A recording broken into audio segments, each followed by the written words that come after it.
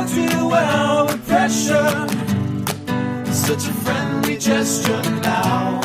Just keep me out of the freezer, and don't give me the cold shoulder, 'cause I am just a fragile can. And you could crush me, crush me, crush me with your hand.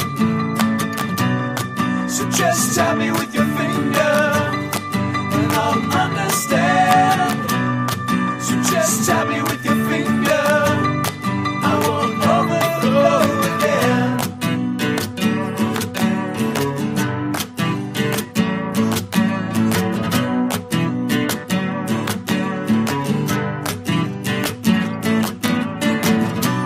I'm not who you think I am. Whoa.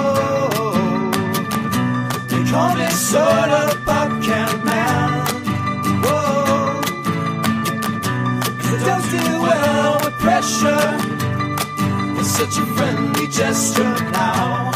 Just get me out of the freezer, and don't give me the cold shoulder, 'cause I am just a fragile man. I'm a castle made of sand.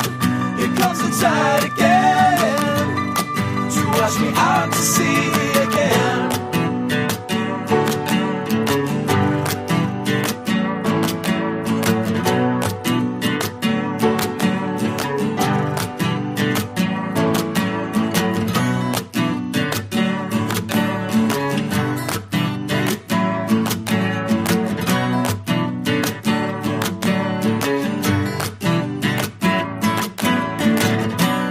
I'm not who you think I am. Whoa. They call me sort of pop can man. Whoa. 'Cause I don't do well with pressure. Such a friendly gesture now. Just keep me out of the freezer, and don't give me the cold shoulder, 'cause I am just a fragile can. Whoa. You could crush me, crush me, crush me with your hand. So just tap me with your finger, and I'll understand.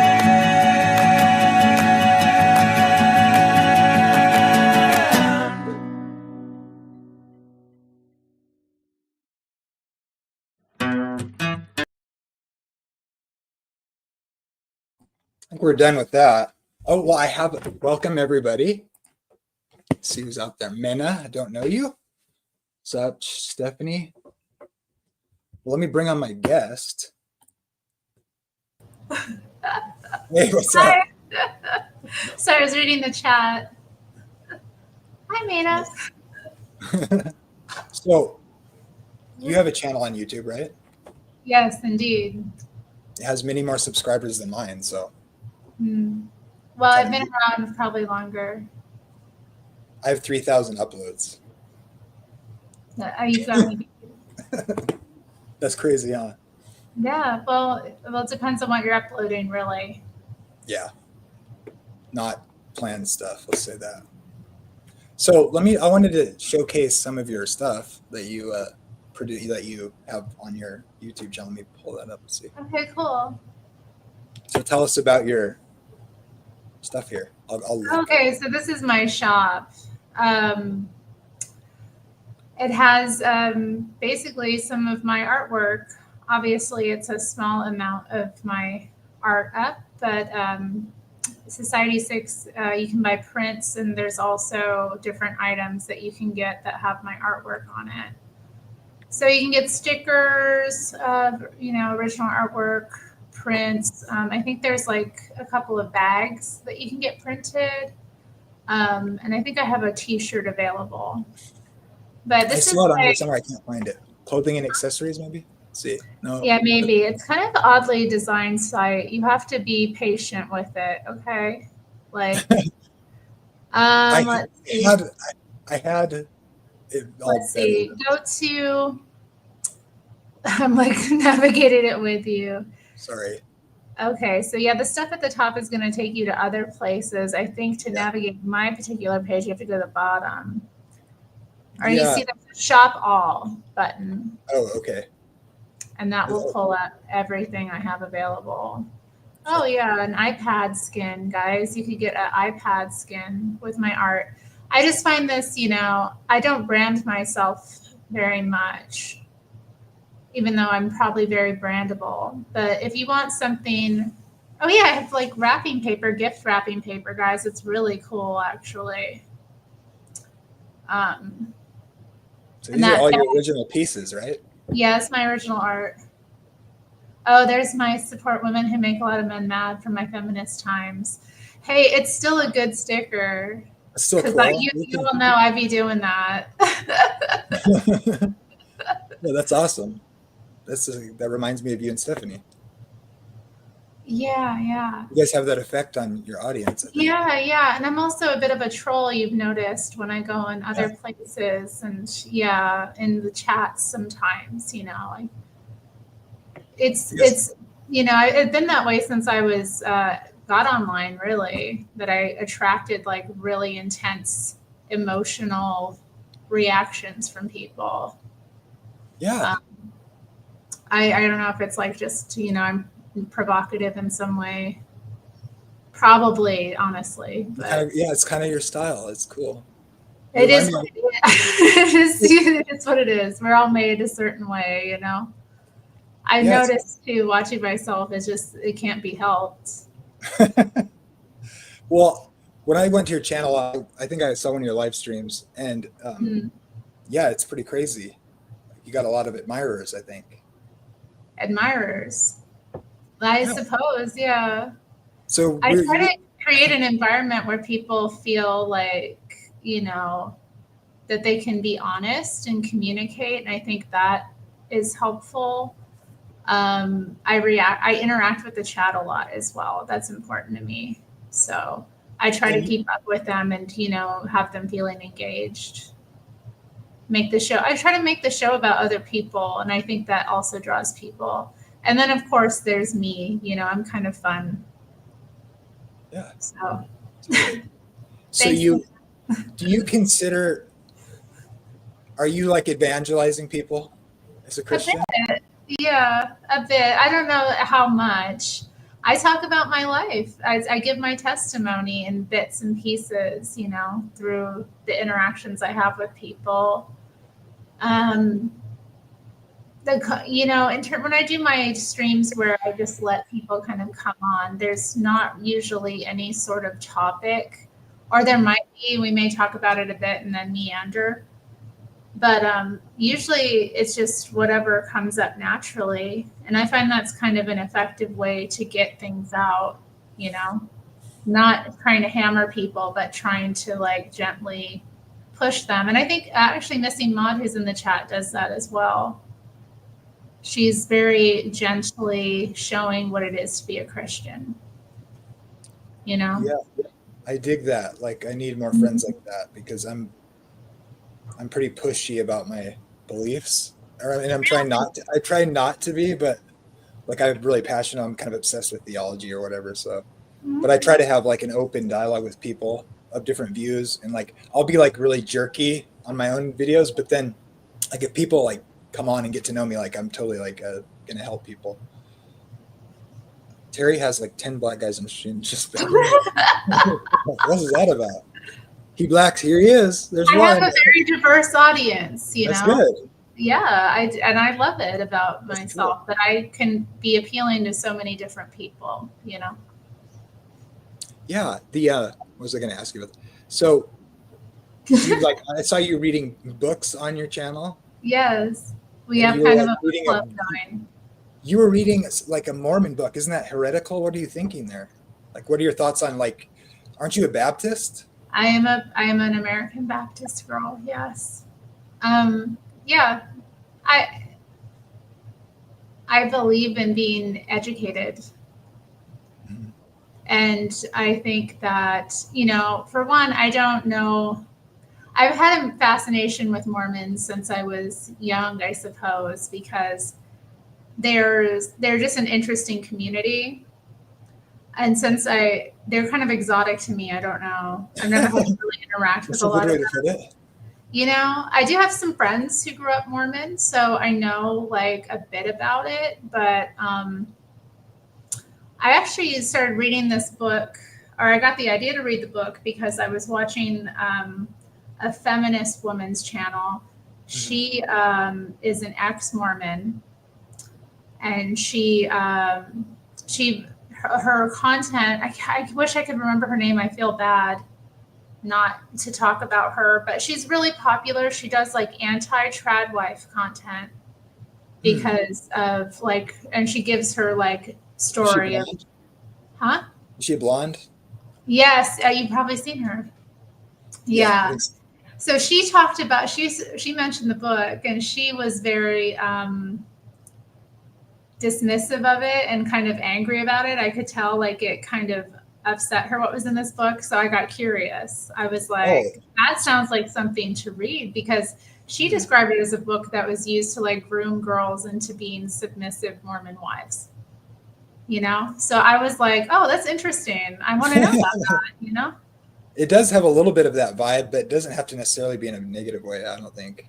No, that's all on your heart, what you take when you read something, you know? I said this when I was on Daniel's page last night, I think, but we're not defiled by what goes in us. It's what comes out of us, you know? Right. So I just believe in knowing about things and understanding things on a deeper level, you know? Yeah. So somebody's like jealous that I'm getting your time, I think. They're saying like, do you think Jamie is a Christian man? I don't think she knows me well enough yet, but lose the stash, dude, is kind of 2000. Ouch, what the heck? It's a great stash, guys. Come on, don't be jealous. Don't be jealous. Yeah, not just because you can't do a stash like this, it's not usual. Yeah, not every man can rock it or even grow it. That's right. That's be honest. Oh no, it's going to be going off now. It's getting crazy now. Well, I mean, a lot of people admire you out there. So I have questions from people.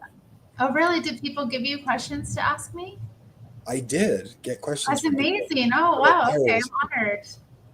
So do you mind? And then I wanted to talk to you about the Bible a little bit, but do you want to give a little more of your background? I mean, I just wanted to say, like, I was drawn to you because you remind me so much of my friends, because I grew up in Seattle, and like right. I was like, is she like trolling a little bit? Because I'm like, nobody with that style, like that I'm used to, is like a Christian, and so because all my friends went woke, yeah, right. That's so funny. Am I like, I don't know. I feel like I'm modest. Maybe I'm not. Maybe I'm too much or a flamboyant or something. No. I don't know. Like my style. I don't agree. I don't agree. What does a Christian look like? You know, we look like everyone. We're normal people. Yeah. Well, there's just not a lot of Christians in the Pacific Northwest, at least from my. Yeah. Well, that's why it's so important that I be visible. Yeah. You know, anybody can be saved, you know? That's right. So. I'm just used to my friends who like growing up in Seattle, my band recorded in Seattle, and we like were in the scene and all that stuff, right? Like a long time ago. I'm sure it's different. I was a scene girl too. I got it. Yeah, and so they all go just woke and then like don't love Jesus anymore. And it's like I always love Jesus. Okay, so you kept your faith. Yeah. I didn't. Well, I was in the weeds, so this is interesting. Oh, really? Oh, well, do tell. I lost my faith for a number of years. Yeah. I became a Christian when I was a child. Like I always deeply felt the presence of God and held on to that, you know?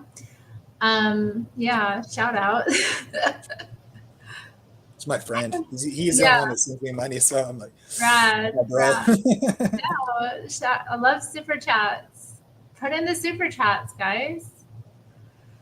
Wait, where was I? Okay, I was talking about knowing God as a small child. Like I always felt that presence. And I remember the first time I ever went into a church that I can remember, I was like 4.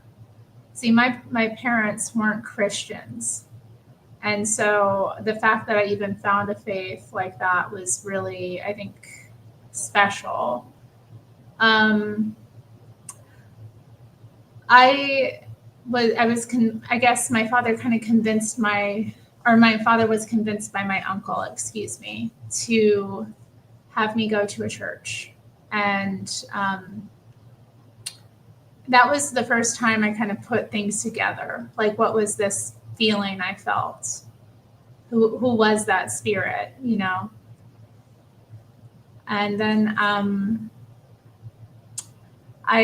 as a child, made friends with a Christian girl named Jenny. Shout out wherever you are. But yeah, I started attending her church. And that was when I started to really believe and have a faith. I was like 7 at the time, I think. Then I think I was saved like when I was 8. I started to like really trust and believe. And then when I was 9, I got baptized. So I was You're clearly a Baptist, because only Baptists baptize kids that young, right? No. No? What church was it? Do you remember what kind of church it was? It was an evangelical church. Same thing. No, it is not the same thing. No? Okay. It is not the same thing. I got baptized at 11. I feel like there's difference in like how my church currently is ordered versus where I was at. I was in one of those kind of like a little sus churches, like a very sus evangelical church where things were kind of just not being run properly. So there was, I don't know. My father joined the church for a while. He had issues with the pastor that came up, and then we kind of had to stop attending that church. And so that was a pretty big loss for me. And then I started kind of attending an Episcopal church in my neighborhood because it was just a block up, from where I lived. I could go there on my own. But I never really joined that church. I was more becoming like a Christian that went either when I really felt pulled by the Spirit or when there was an event or something. So, yeah, I kind of lost my faith in my teen years. What, with bad influence friends and being like all punk and stuff, or what? Yeah, that had something to do with it. Although I wouldn't say that the punk kids I hung out with were bad people. They were really good people, a lot of them, And some of them are Christians as well, Are these Alaska kids or? Yes, I'm from Alaska. Right. Do you know any Alaska people, Jamie? I know people from Dillingham. Mm-hmm. Not so much Anchorage or whatever, but yeah. Well, it's an interesting You're younger than me, right? group. What? Sorry. You're younger than me, right? Yes. Okay. So, yeah, I'm sure we don't know any of this people. But The chat is making me crack up. What's that? I'm missing it. Oh, they're just being so silly. Hey, Keysmo. So. Okay, continue, please. Okay, where were we? We're talking about my testimony. Anyway, yeah, I became lost in politics after my punk thing. I became like really radically like left wing, like really bad, like communist bad. Like I joined this socialist group for a number of years and was like, it was bad too. It was like a really weird lefty sect. I don't even know how to describe it. Like, what kind of bands were you listening to? What kind of bands was I listening to? Do you think that's an effect? Well, it never affected me because I think I was like too dumb. But what's that band called? I was in like really hardcore punk bands, and they're totally. What was that band called? Like Just in Time was like the lead singer. Is the guy's name? I forget. Maybe. Never mind. Keep going. I think I probably did listen. The music that I listened to probably wasn't a good influence, a lot of it, if I think about it. But I don't know. I'm also somebody who's just always kind of been drawn to the dark side. I don't know what it is, you know? Your dark hair. Maybe it's like, I sometimes wonder, is it like an Irish thing? Like, you know, my dad always instilled in me that kind of ethnic nonsense about like how, you know, I think it was him just, you know, imparting his spirit onto me, you know? But yeah, I guess I just always was drawn to like depressing things and sad things. I think maybe because I was just like a sad child, you know, and I really relied on my faith in God a lot to carry me through hard times. So like as I grew up, I just kind of I got away from God. I stopped believing in, I don't know. I did stop believing in God, actually. You totally were like, it wasn't just like you went agnostic, you just stopped believing. Yeah, I started like, I got this like weird period like in my life where that connection, I severed it. And it was the darkest time of my life. It was in my early 20s. And I just like fell away from rational thinking, you know? Did you get did you get like an A tattoo and like buy a fedora and all the whole thing? No, I was a communist, not an anarchist. And yeah, no, the fedora thing, and also a feminist. I got into the feminism. That was the like, oh my gosh, man, that was the good stuff. Okay. Like that's the really cringe time of my life. I started putting all that energy that, you know, should have been reserved for the spiritual into these worldly matters, you know? So I started thinking about like changing the world, you know, how I could do that for the better. And in the meantime, neglecting my own spiritual journey. I think a lot of people like do that, you know, and they don't realize that's what they're doing. That's maybe true. People say that to me. But you love commies. Don't hate the commies. They're, you know, they're people. I love the commies too. You gotta love the commies too. You know, what does it mean to love someone? You know, you tell them the truth. That's right. With love, though, not with judgment. Hi, Frederick. I'm doing great. I love Fred. Some of your fans. It's good to have you guys here. He is a friend. He is not a fan. Frederick's a contemporary. He has a channel. He does drone footage and drone footage. No, drone. Yeah, he'll take drones around. He lives in LA, so he goes into these different events and he'll just like drone them. It's really fun, actually. Well, anyway, okay, we're talking about my testimony. Yeah, give it to us. I don't know if I want to get into all of it now. Okay. I feel like I've already said enough. And I hate like talking about everything at once, you know? Sure. Things come out, you know, just naturally over time, but I don't want to give like a full story. But needless to say, like I got caught up in politics and like weird leftism and became like really intellectual and not spiritual. And then I got into like occultism and being a medium and like just stuff. Like I think I saw on your Facebook like a tarot card table thing. Oh yeah, probably. It's actually, I mean, like. Actually, that table, I still have that table.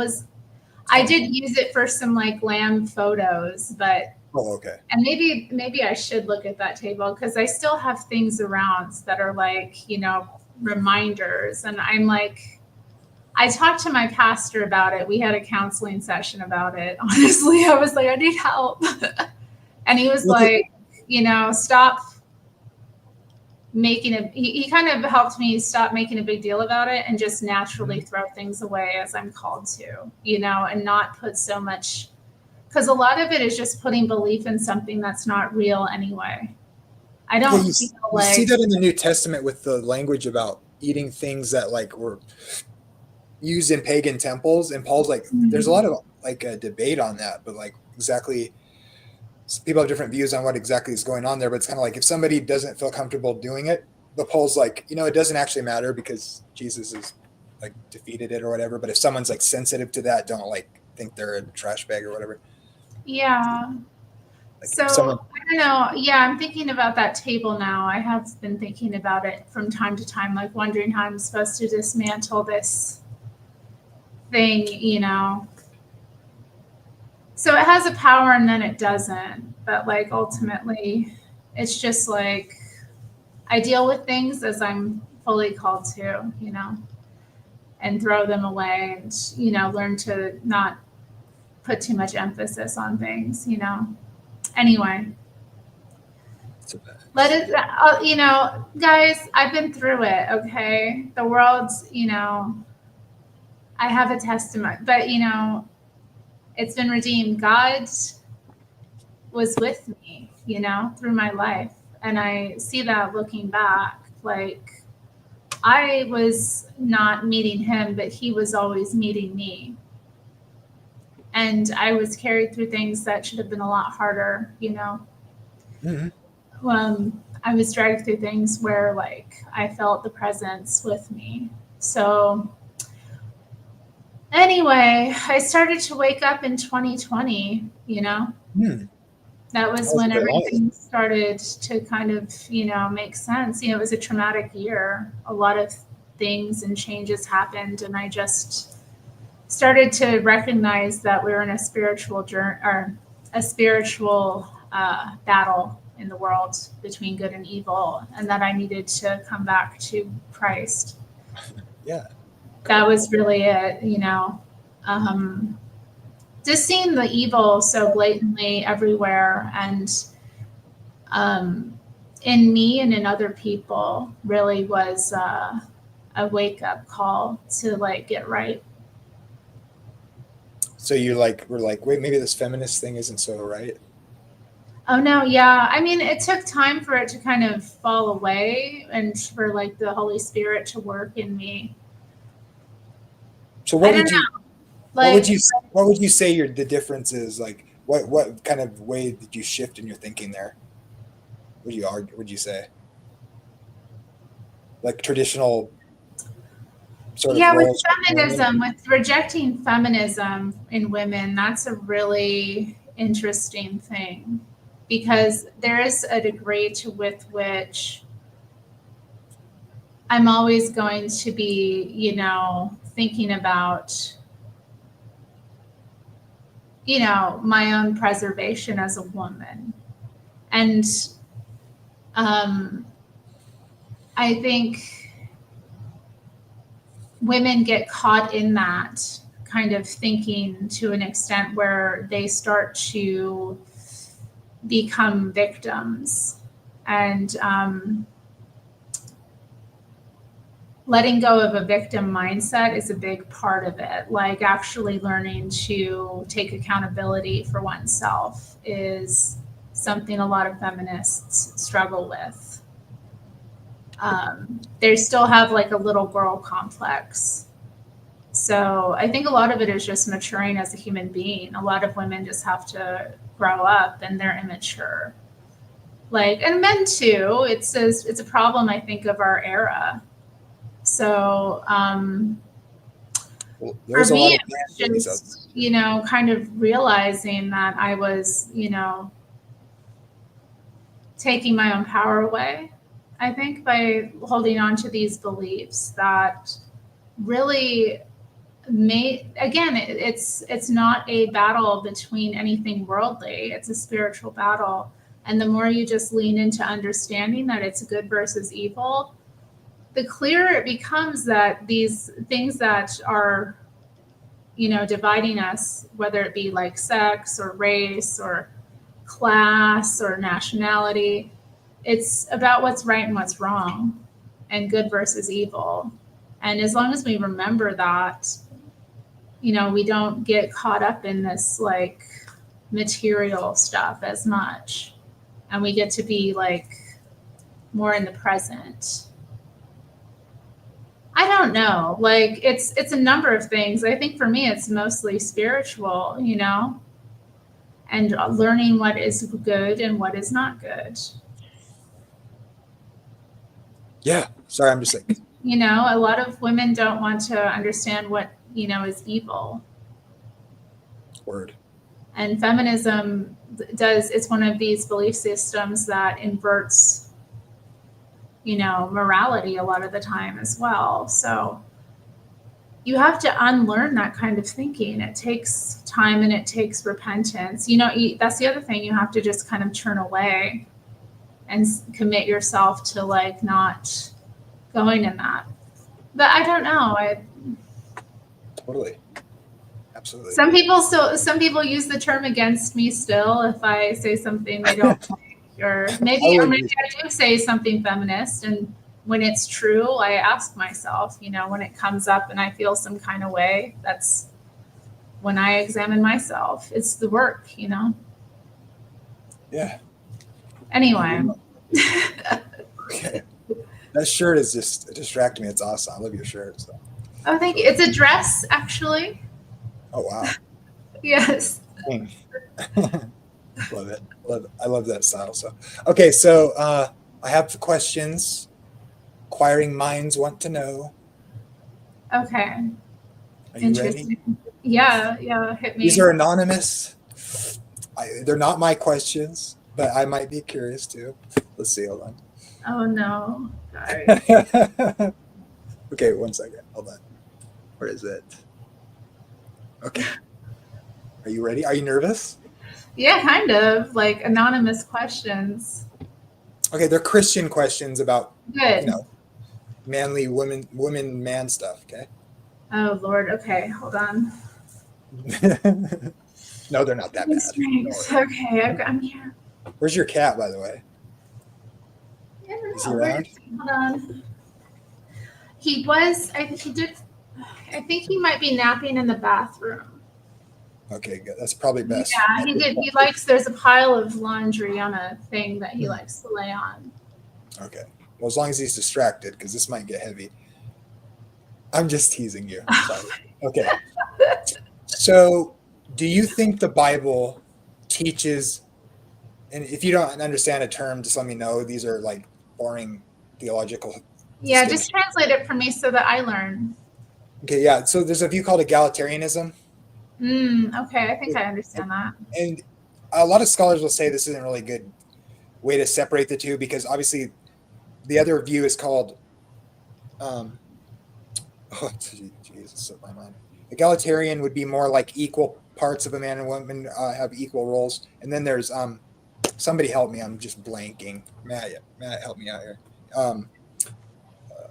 Complementarianism. Okay, I don't think I understand that term as much, but I think when I've listened to conversations where this comes up, I tend to lean more into complementarianism. But can you explain what exactly it means so that I don't misspeak? Yeah, like, do men and women have equal roles in the house and or in the church? In what ways do they complement each other? Is there, well, let me go on to the next questions. They're kind of, let's come back to that. Okay. I'll give you more context. What's your favorite Bible verse, or your favorite Bible verse on love, or just any Bible verse? Do you have any particular one that comes to mind? Let me think. On love. You can skip. Just something else. Skip. Psalm 139. Oh, okay.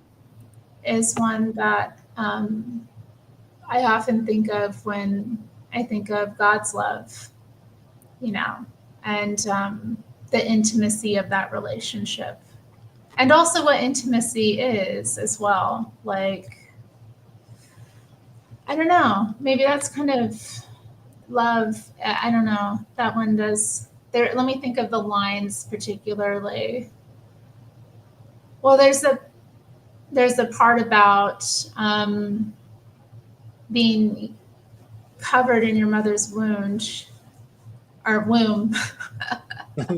Wound. Hey, kind of, maybe. Yeah, I have it Just right. that feeling of, I guess, yeah, the comfort of God's presence and love. But I'm thinking maybe, are you talking Thou hast about the possessed my meaning? reign. Thou hast possessed my reins. You have covered me in my mother's womb. I will Mhm. praise you, for I am fearfully and wonderfully made. Marvelous are your works, that my soul knoweth right well. This is the King James. My substance was not hid from you. When I was made in secret. That's like there's a couple of ways to read this, but some people say that was David's mom. Really? That's so interesting because I have mommy issues. That's why. That's part of why I got into feminism, actually, is like my issues with my mother, to be honest. Okay. I totally left that out. The mother spirit, it's a tough one. And I think it does lean into that first question, actually. We talked about what is a Bible verse about love, you know, and then we come to like men and women's roles. Isn't it men do what the women say, but then just kidding. Men do what the women say. They do what they say, but well, I don't want to. I wonder.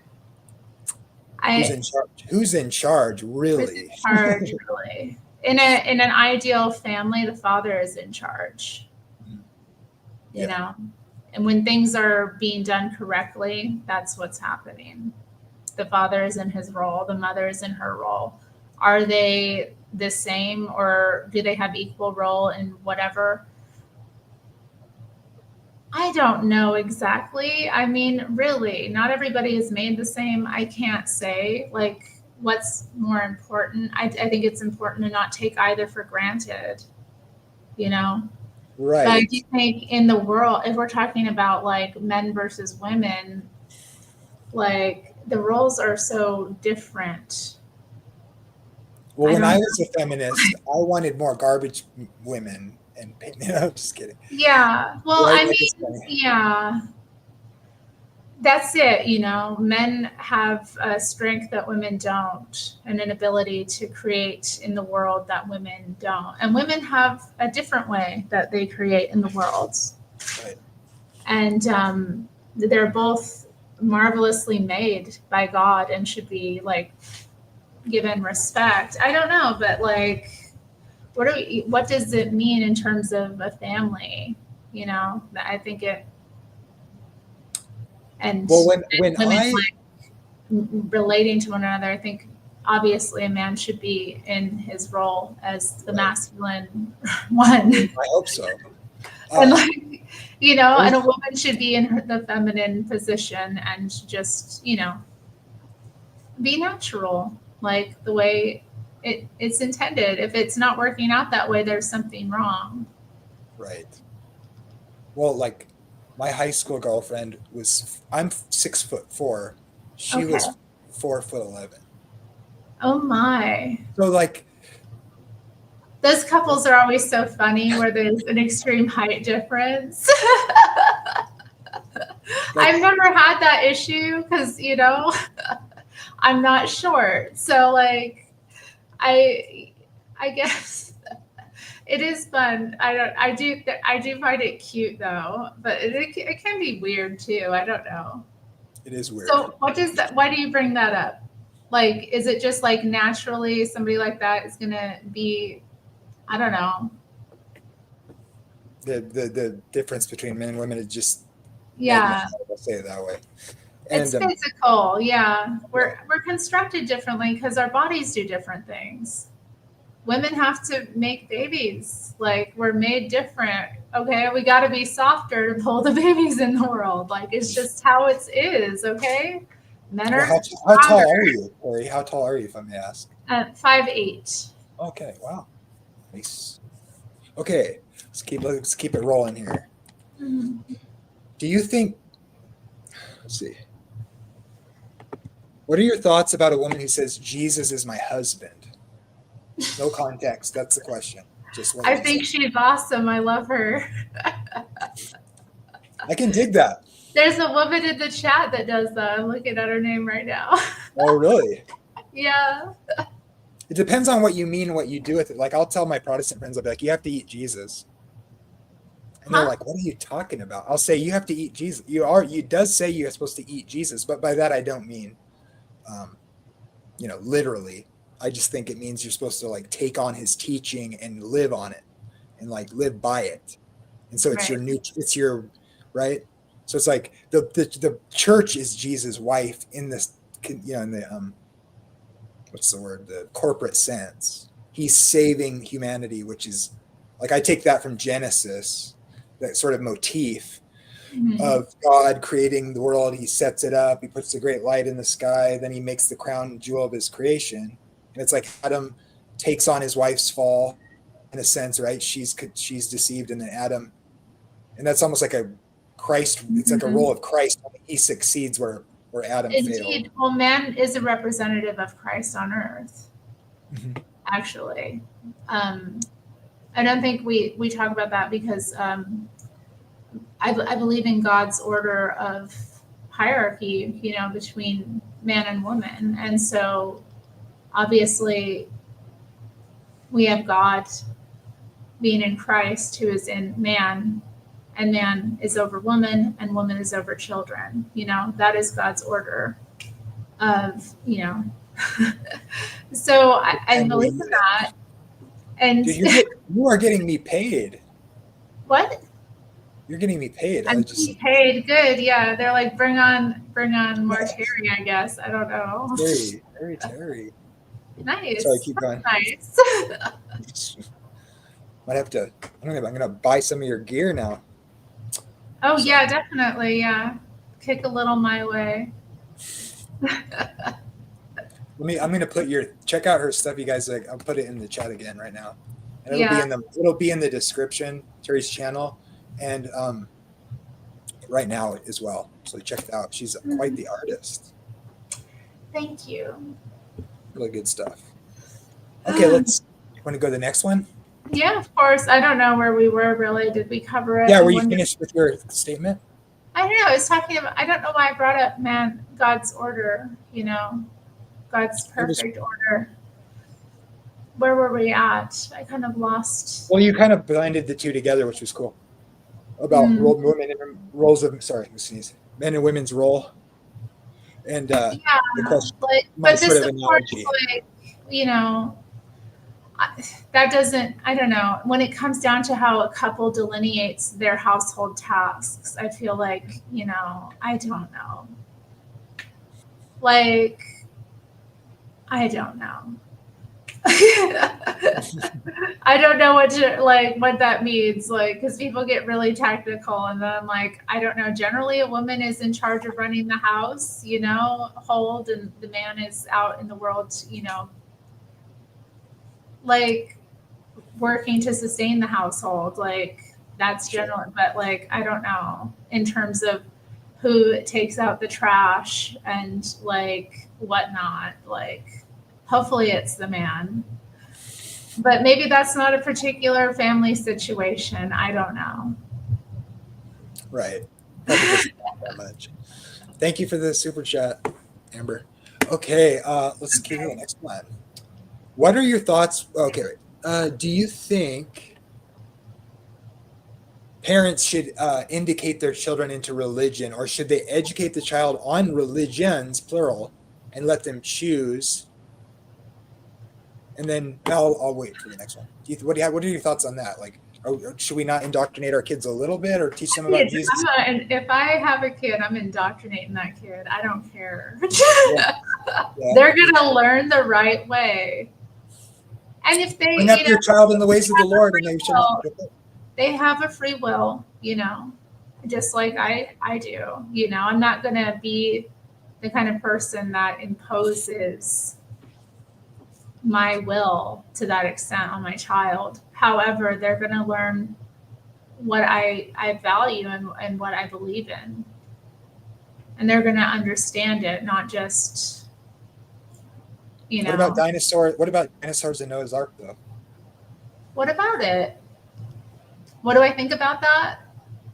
Well, a lot of parents don't talk to their kids about that, and then their kids are like, dinosaurs and Noah's Ark doesn't make sense. Any thoughts on that? Sorry, I I'm through. don't know. I don't know if that's where the dinosaurs died, kids. I can't tell you. I don't know. Like, kids in the chat. Like, what do I don't know.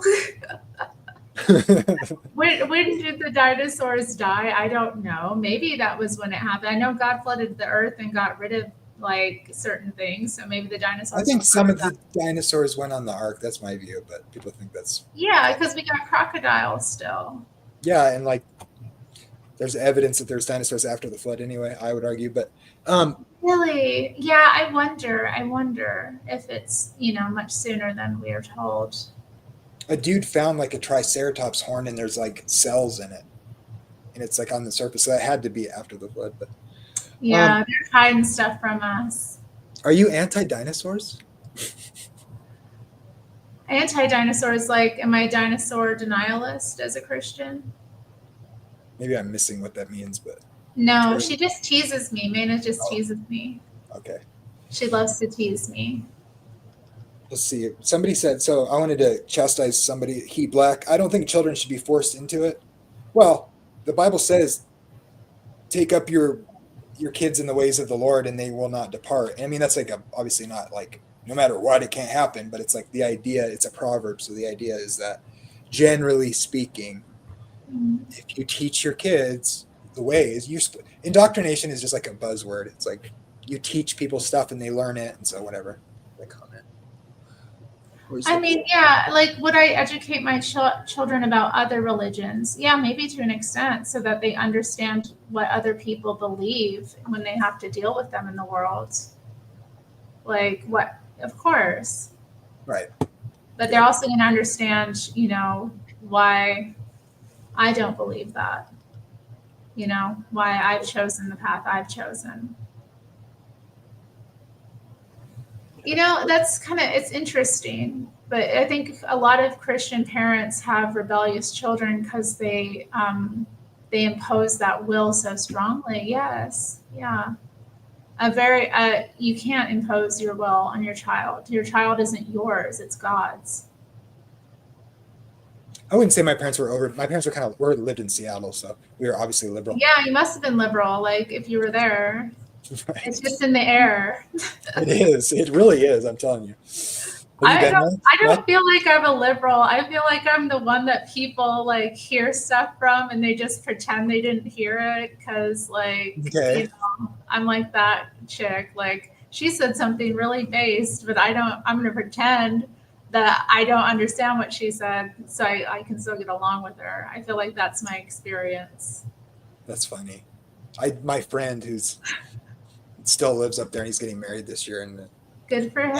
I sent him a thing. I'm like, hey, do you remember when we were like 20 and I was reminded him of this thing he said that no woke person would ever say now. And I think he was with his fiance on Christmas and he played my message and everybody heard what I said. Hey, remember that time when you said this, this, and this? And he's like, no, I don't. He said it bad. Everybody must have heard it. And he was in denial about it. I thought it was funny, but okay, let's see. Here's a good one. What do you struggle with on your walk as a Christian? Prayer lately. I don't know if I guess I do it. It's not as if it doesn't get done, but it's I'm not doing it how I want to do it. Trying to think what else do I struggle with? I guess I struggled with belief for a time. I don't know if I struggle with it now. I feel like I don't at all. It's unwavering, my belief, but really unwavering. You're convinced. I just can't even tolerate the idea that there's no God. I can't even hear that without just feeling in my bones how wrong it is. It's just I don't know. It feels like poison, honestly, that kind of thinking. That's what it feels like to even tolerate that.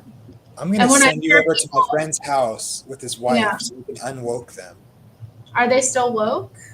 They have gone so woke. I'm like, dude, you remember what you promised, my friend? I told him, I was like, our friend in high school like got cancer and died. And I told him, I was like, dude, you promised him that you would see him again. And I was like, don't forget that. You said that.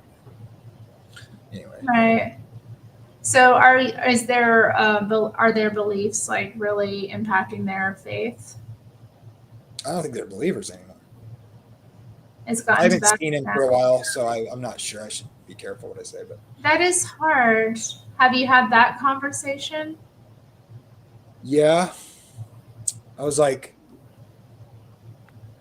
Oh I'll tell you my. offline. What? I'll tell you offline. Oh man, okay. Yeah. Well, anyway, what were we talking about? Okay, so here's the last question from the audience person. Oh, now I clicked off it. Give me a second. Shoot, sorry. Okay. Do you, and how much and in what way should or we shouldn't, should or we should not have religious political overlap? Do you mix your politics with religious beliefs, or do you keep them separate? Yeah, I probably mix them. Yeah, I probably do to an extent. I don't know that it's possible not to. Yeah. If you understand that everything is a spiritual battle, then your politics are gonna like reflect that. Like if you really do. Yeah, I saw your comment and I didn't appreciate it. I did. Let's see. I did not appreciate it. That I'm not asking her that, but messy people being messy. people are messy. God bless them. We love them. I love my messy people, but oh my gosh, it's tough. He's like, cool. Yeah, okay, thanks. That guy's a terrorist. He's really a troll terrorist. You have to watch out for him. You know it I is. mean, no, like I say that with respect. I say that with respect. Like worth having around, but they are so mean to you, Terry. Come on, like it's ego. They're helping me get over my ego. They're teaching. That's a good way to put it. I like that. Yeah, like come on. No, those are my Christian brothers and sisters. Although Maina, I don't think is one. She's probably gonna get angry that I said that. But she helps me with my ego, you know. They say things that like, you know, trigger it, and then it's like, okay, it reminds me to watch myself. You have an ego? Like you have it? How does your ego? Yeah, every human being does. What? Sure. Well, yeah. I have particular friends that I appreciate the most who are like pull me aside and are like, hey, you're being a jackass, or you're being right. Yes. Cool. You know as you said, as iron sharpens iron. Yeah. So man sharpens man. Old Mud Duck. He's got a picture of. Not that I've seen the movie or anything. I don't watch these kinds of movies, but if I did, he would be that guy from Django Unchained. Oh man! Knock you off of that horse. Yeah. Steven, you old bastard. Yeah, he's great. It's funny. But yeah, the comments were a little offensive. Anyway. I assume and I saw them. Huh? Okay. Isn't that? I think I know who that is. I think I've been on your channel several times. I'm a little new, but I think I'm picking up. It's a fun chat at my channel. It's lively, you know. Yeah. Yeah. So you got like a Discord on your channel? Yes, I have it. Oh, I forgot to send it to you. Yeah, send it to me when you get a chance. Okay. So I can troll a little bit myself. I don't mind trolling a little bit. I'm gonna troll there's troll in there, of course. I mean, there are people that will mod that aren't me in there, so like they might. Don't be too crazy. Like don't be in there like sucking all the air out of the room. Yeah, send it. Set up. You're a mod on my channel, so you can throw it in the chat. so Oh, everybody can join her wonderful. Discord. Please do join her Discord. Terry's awesome. So also hit the like and subscribe if you don't mind, those who are visiting. Yeah. For those of you, yeah, who are visiting from mine. But yeah, Discord. So I don't know, there's message boards in here, and then occasionally I go, oh, it's saying it's failing to post. Here, I'll put it in the private chat so you can post it. Okay. But yeah, occasionally I do watch streams. So like I'll watch stuff and share it. And you guys can do that too, I think, in there if you want. Like if you want to organize something without me, you want to watch something together. I think there was a book club being started. I don't know where that's at, but interesting community, you know, very interesting community. Well, I'm sure if you go on there and watch movies, all the boys will come, right? No, a lot of them don't. Oh, really? Maybe they're shy. Yeah, or they may just not want to watch what I want to watch. Oh. Okay. I play some really boring stuff, or silly stuff. We watched Canadian Bacon like last week, I think. And then we've watched The Commitments together. And then I stream upstairs, downstairs a bit more often. So we've done that as well. I'm really detached from Okay. movies and shows right now. So okay. So yeah, these are just movies that we've shown. If anybody knows about them, if you're into any of that, come watch with me, you know? Yeah. So what, I wanted to ask you about some of your favorite movies just for fun. Cause okay. you were down at the Labyrinth. So there we're got it going on right there. But what other movies did you like as a kid? As a kid, that I remember liking as a child? Well, for me, Labyrinth was something I like from my childhood, or The Never-Ending Story, or Dark Crystal, or Legend, or The Last Unicorn, or all the ones, of course, yeah. Actually, well, it's so funny. Labyrinth, that's probably my favorite. I think I told you. I think we were talking about this in another stream, actually. Mm-hmm. We were talking about it, but I love that movie. As a child, I really loved, I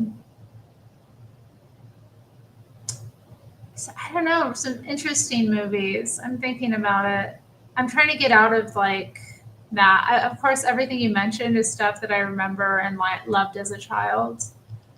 You like The Never-Ending Story? Do you remember that one? No, actually, no.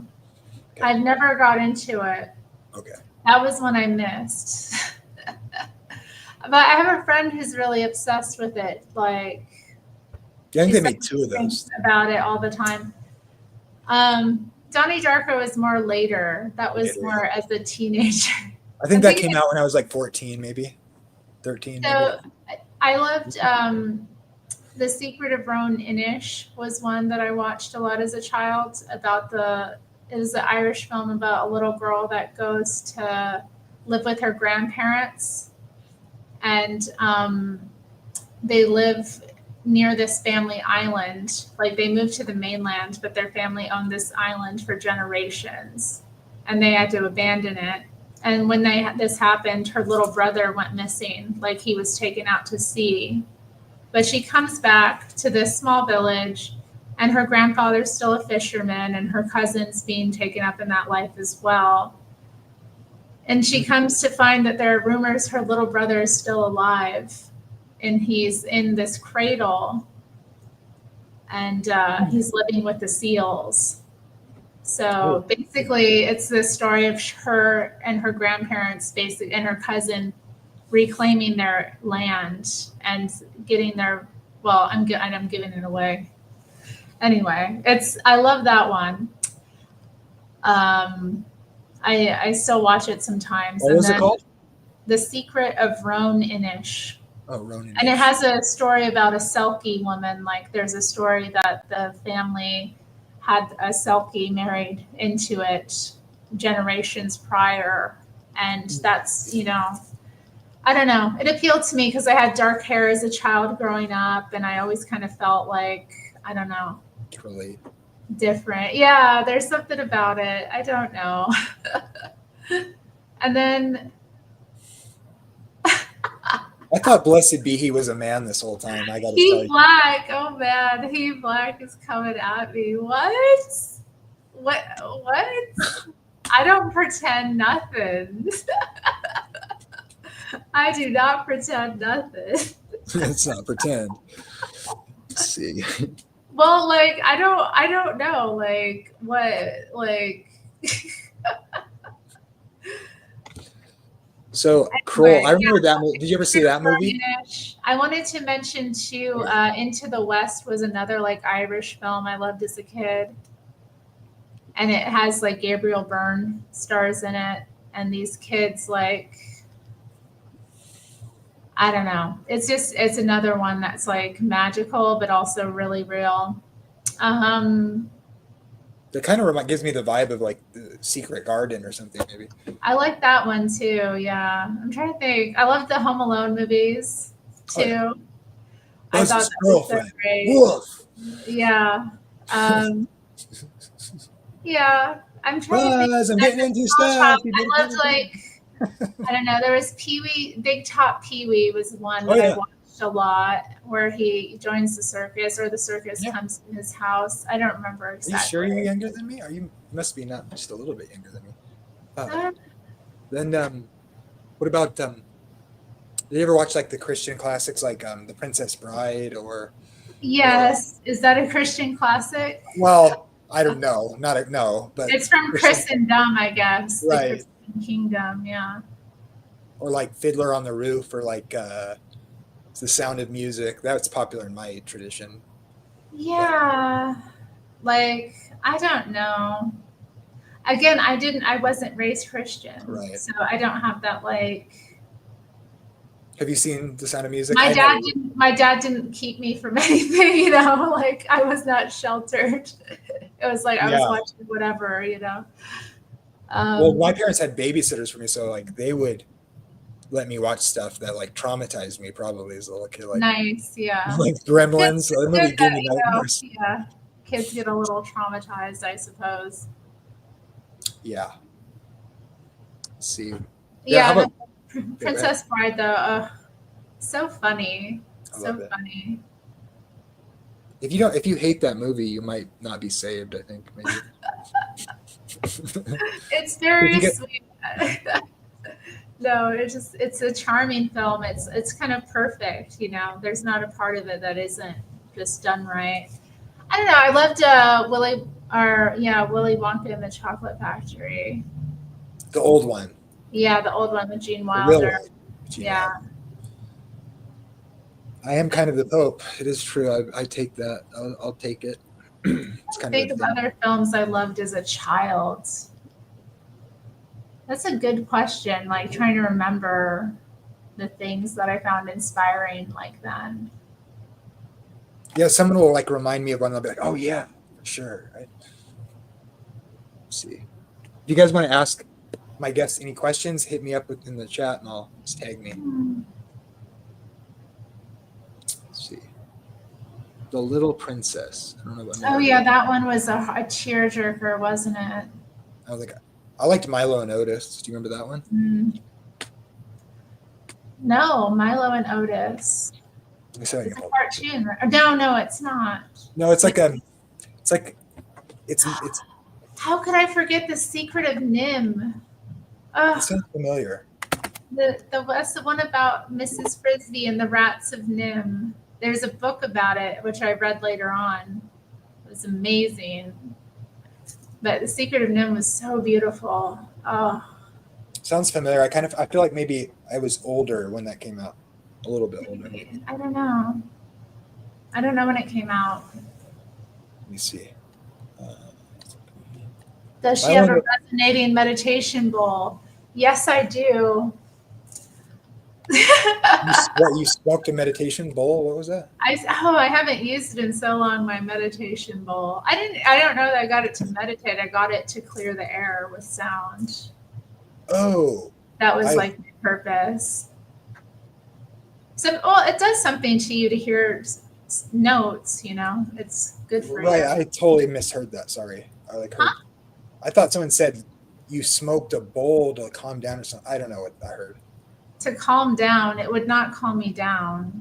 Yeah, right. Oh, okay, yes. Oh my I think it goodness. was like it was like they're real animals and they like set them up in the little scenes and then a guy narrated. I think maybe Oh, they. okay. Now I'm thinking about Homeward Bound. That was such a big deal. We watched Oh that a yeah, lot in like school when, you know, we couldn't go out for recess or something. totally. Yeah. Yeah. I think we were in Homeward the same Bound. class. Yeah, maybe. It's funny. I don't know. Well, you can ask me any questions if you want. Otherwise, we can. It's a pleasure to have you. Okay. No other questions from Yeah, the hit me up with questions. Let's go. Should have been laying I up don't the know. I ground. didn't come prepared. I interview you. Shoot. No worries. I was just saying if Let you me want. think. So you're really into theology, right? Yeah. What do you think what fuels your passion for that? Like, why do you find that just what is it about studying theology and like talking about it with people? What do you find interesting about I want people to be saved. I want them to know Jesus. And because I think that? Right. Jesus is going to come back. I actually believe that Jesus is going to come back and raise the dead and fix the world, I guess. You know, and we're supposed to operate like that's the case, not getting obsessed with like it's going to happen tomorrow, but we should act like it's coming. God's going to judge the evil and eliminate evil. And I'm just obsessed with just learning more about the Bible because I think it's true, you know? Yeah. Well, yeah, of course that is important. Jamie Jamie is is. healed by the raging pile of his enemies. I make an ass of myself all the time, but like I'm Well, learning, yeah. growing. I find it hard though to listen to people like discuss it sometimes Yeah. because it gets like intense, and then I get kind of like, I don't know. I wonder, like, I don't know. Sometimes I don't know, the conversations just get so damning, you know, and I don't like that because it's not really our place to say. We kind of like have to, I don't know, be careful about how we're going about evangelizing. If we're worried, Right. I don't know, because sometimes I hear these conversations and people are like basically just insinuating the damnation of the other, and I don't think it's again, it's like, okay, here we are trying to discuss how to be saved, and we're bringing about more evil in the world. I don't know. Yeah, it worked. It's like, it's kind of one of those things where I get like, I find that hard to do. And I know that, and when I do it, sometimes I probably cross that line. So it's just, yeah. So what do you think about? I know I see you on other channels that people have different beliefs. What's your views on some of it came up? You don't want to talk about it when I have to, but like. No, sorry, I'm looking at the chat. You're totally. If you're a Baptist, I mean. Yeah. My friend Nick is a Baptist, but American Baptists are like free to have the pastors. They can teach different stuff. So, I mean, the main thing I understand with Baptists is like believers' baptism. Yes. I mean, like, does your church believe in once saved, always saved? Maybe sometimes they do, sometimes they don't. And American Baptists. I don't know that we've ever really discussed that idea. I have discussed what they call eternal assurance. Assurance, yeah. Yeah, eternal assurance. And I wonder, is that a similar thing? Yes, it's very related. You should like. So I am a firm believer that even though I think you could leave the faith, right? Like you could be a saved Christian, then you could apostatize or stop being saved by rejecting Jesus. And assurance, though, is the doctrine of like knowing how to know you're saved in your walk. That's how I understand it. And I think that's a really important thing for Christians to understand, that you should have assurance if you're walking in the Spirit or whatever, right? Does that make sense? I think I do believe in once saved, always saved. I don't know if it's exactly because I'm a Baptist or something. I think it's just been my experience with God, you know, and how I feel his mercy in my life. Yeah, because you said you left belief, but you don't think you were like God. I don't think I ever lost my salvation. Okay. I don't think I was ever out of God's hands. I think that God is faithful to us even though we are not faithful to him, because he has a plan for everybody who is saved. So I don't think people can lose their salvation.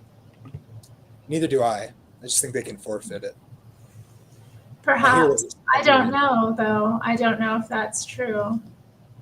Because I don't think we really have a choice either. Like, I think God chooses his people. It's not really up to us. We can, like, fight and kick and scream, but we're his children regardless. He said, I don't mind women who believe in once saved, always saved. So, guys. It's men that believe it that you have a problem. Men that teach stuff because of it. Like a woman's experience was once saved, always saved. I'm going to take that. I'm going to leave that alone. I like that. Well, yeah, I suppose women are very interesting in our faith, aren't we? This is another way men and women are different. Our faiths are different. What God reveals to us of himself, I think, is different. Well, there's like experience, and then there's the theology, and then there's how you deal with people pastorally on a personal basis in your life, and then what you're talking about what the Bible's saying. And so, you know, what you said is fine with me. What? Oh, he says, why are you voting the Jesse Peterson question? Which one is that? He says Jesse Lee Peterson said Jesus. I didn't know that he believes that Jesus already came back. That's silly. Yeah, I think he has come back, and he may come back again. Right. Yeah, Jesus. I don't think he ever really leaves, guys. He's always here, coming back. So right. Well, there's like going to be a resurrection from the dead sort of thing. We could talk about that. Yeah. Well, Stop. Oh, I don't want to get into it about JLP, guys. Don't come. What's JLP? Is that Jesse Lee Peterson? Don't come for me about Jesse. I love Jesse. Don't make me defend Jesse. His theology is bad, but I love his style. He's cool. Whatever. It's about the spirit he's giving to people, that he's showing people. Yeah, he's cool. Yeah, his theology is bad. That's up to you to figure out, you know? It's not... You know, he's doing what he's doing politically too is good, I think. My opinion. Yes, he definitely is politically leading thinker, and he also has helped me, you know, in becoming the troll that I am. You know, he's helped me along that way. So, well, you gotta get well, you're pretty tame then if you're getting your. Maybe you're not. Maybe I don't know. Let's see. Oh, I was saying if you're getting your direction from Jesse Lee Peterson, I said you got some ways to go, but maybe I haven't seen enough of your. Oh, I see. No, I'm not getting my direction from him. Okay. Every troll is different. Oh, yeah. Now they're talking about where the Trinity is in the Bible. Here we go. Here we go. Here we go. Oh no. I like. We say the B word in here. Oh man. Well, can you define trolling for me? Because I'll tell people I kind of think God trolled Pharaoh in the Bible, like, you know. Yeah, I think it's triggering people's egos. Yeah. Oh, that's awesome. You totally agree. It's triggering people. Like it's setting a bomb off in the room and seeing, like, you know, what happens. People in theology, people argue over like God hardened Pharaoh's heart. You've probably heard that, right? Mm-hmm. And like, yeah, we're going through Exodus right now in church right now. Yeah. Oh, cool.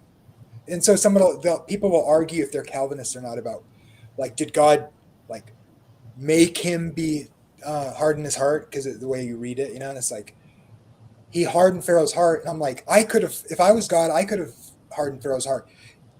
Send some shepherd guy into the court of Pharaoh and be like, let all your slaves go, and there's like, you're like the God man of the biggest the most wealthy nation in the world, and people worship you, and you send this guy to tell him, like, who's stuttering, like, hey, the true God says let all your slaves go. I'm like, of course he's going to harden his heart. He's going to be like, God was trolling Pharaoh. Like, of course he hardened his heart. Like, whether or not God like made him harden his heart, it's like, to me, it's he already had a hard heart, Yeah, exactly. I mean, the way he was treating, the Hebrews up until that point. Right. So let's see. Jesus says he's God because I can show you plenty of times where he said, "My Father, my Father." Oh, I don't want. Okay, it's Bible Thumper Thursday, and they're still going with the same old freaking arguments. I feel like that's all Jesse gets on Bible Thumper Thursday. I wish more Bible Thumpers would actually call him. Like, I see all these guys in their chats, and I'm like, why don't you guys call Jesse on Thursday, guys? Come on. Thursday nights. I'm not up on Thursday mornings, call Jesse if you want a Bible thump about the Trinity, or whether Jesus is God, or what other like theological thing you want to talk to him about. That sounds fun. I might do that. Keithma thinks that Daniel should call him. That would be funny. That'd be awesome. Why don't you do the? I feel like, does Daniel need to call Jesse? Well, I don't know. Do I need to call Jesse? No, but I do. What would you ask Jesse if you called in? Well, I called him this morning. Are you serious? Yeah. I was busy today. I called him before work. I was like, I had to get in on that topic. It was a good topic. What? Are you serious? Yeah, I called his. Yeah, well, I call that network a lot. Like, okay, I probably, but like on his live show then, so we can go watch it. Yeah. What was he talking about? He was talking. Oh, okay.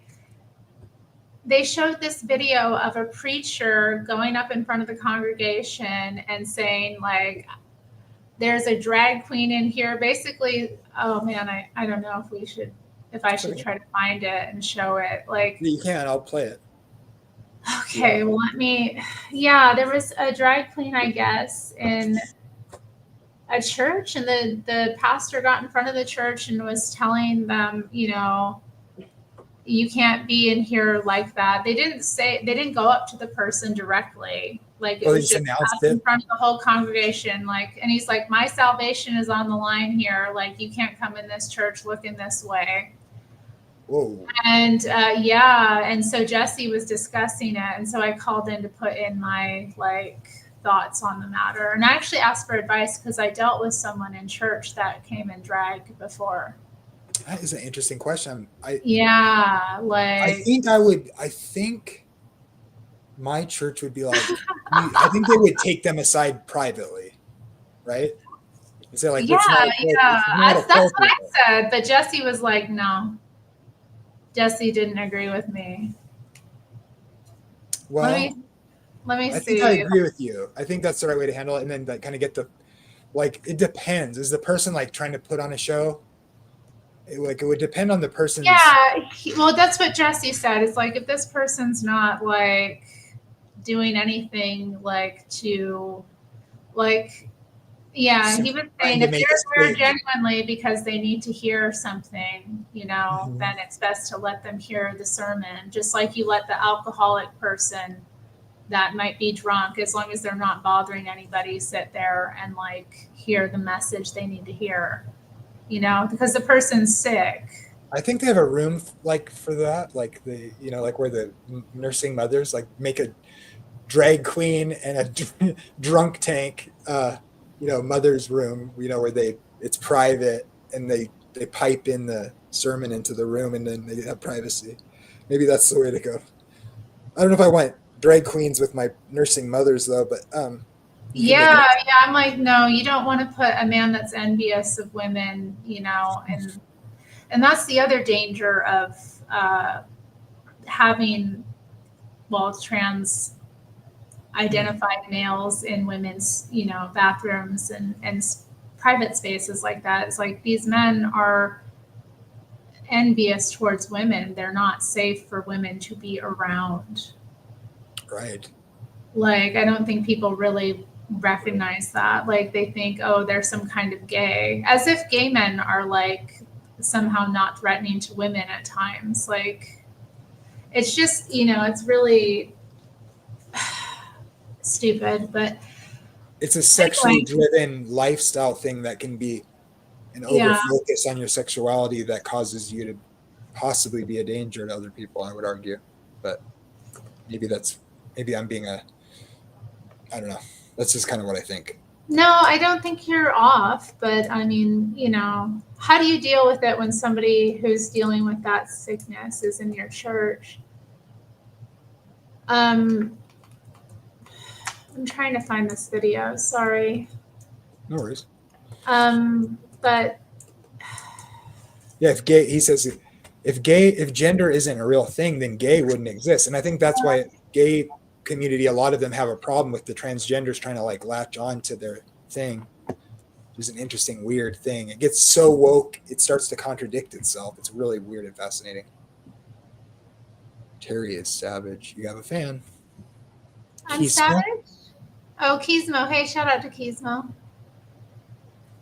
Okay, I don't know.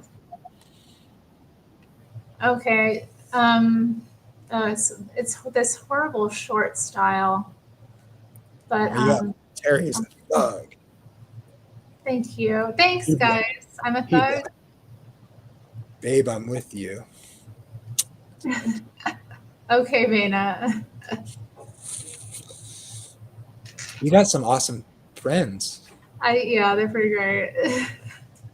She's just good at hiding it. I don't think I hide. I guess I can hide it. That is one of my I can pass for normal. I just, don't. I do what I need to, It's like, and then, I'm a thug when I need to be. Nice. An OG. She's a brat. Yeah, of course I'm a brat.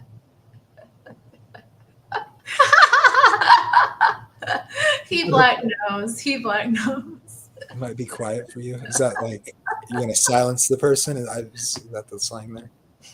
I'm kind of a dork. Sorry. I think he means that like my uncles will kill them. Or something. Oh, okay, yeah, right.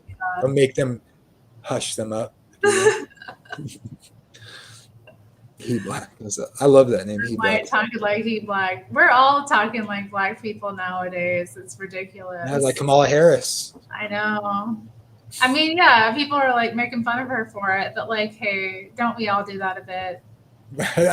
I do have to admit I do. Like, come on. Out of admiration, though, like I want to fit in, Well, like I said, like when I was I wanted to be a black man when I grew up. I honestly thought that, like, because this kid in my class, I was I looked up to him so much because he's like, he could sing, he was smart, he was athletic, and he could dance so good. And I was so jealous. I was like, I want to be black when I grow up. But like, white people build amazing civilizations. Yeah, everybody's got a part. Everybody does. Everybody's capable. We're all children of God here. He sent more like it. He sent more like it. Oh, thanks, Mena. Mena, you were simping for me earlier. Get a room. See, this is what I mean. Love. No, you're in the right place. Don't worry. I want to be like my kids. Is that bad? So what? I'm not trying to virtue signal. I'm glad I'm white and everything. I'm just saying. I noticed that black people are really good at certain things I thought were cool. Okay. Let's see. Yeah. No, black people are cool. I love black people. I've got tons of black friends, I swear. No, I genuinely love black people. I don't know, like. I don't know that I have a ton of friends or anything, but like, you know, people are people. And I try to love every person I come across, you know, to the extent that is appropriate. So So tell us about what you told Jesse Lee Peterson then. Like what he was wrong because he was like, that was cool to like call him out in front of everybody. So you were like, what? Oh, so I posted the video in the private chat. Oh, did you? I'm sorry, I missed that. Yeah. So I shouldn't get a strike, should I, or would I? it's not copyrighted. I don't think. It's like a TikTok video. Oh, okay. I have to set it up to do it a certain way. So let's see. Because You liked my call today, Kizmo? It was cool. Yeah, I'm glad I called in. I kind of put down the experts, didn't I? Here's Terry's Discord. Oh yeah, guys, get in my Discord. And now let me pull up the other. Let's see. Okay, yeah, this is the drag queen thing. Okay.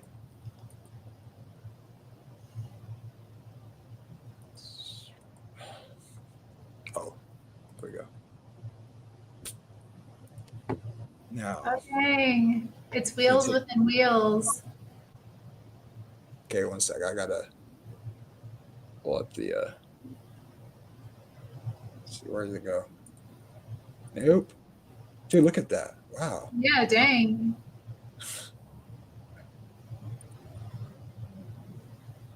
Might have to send. Terri, why ain't you streaming? You know the squad would pull up. I didn't think to. I mean, I was invited on Jamie's channel. I don't need to be streaming it. Like, you know, I posted it and people from my channel will come to it if they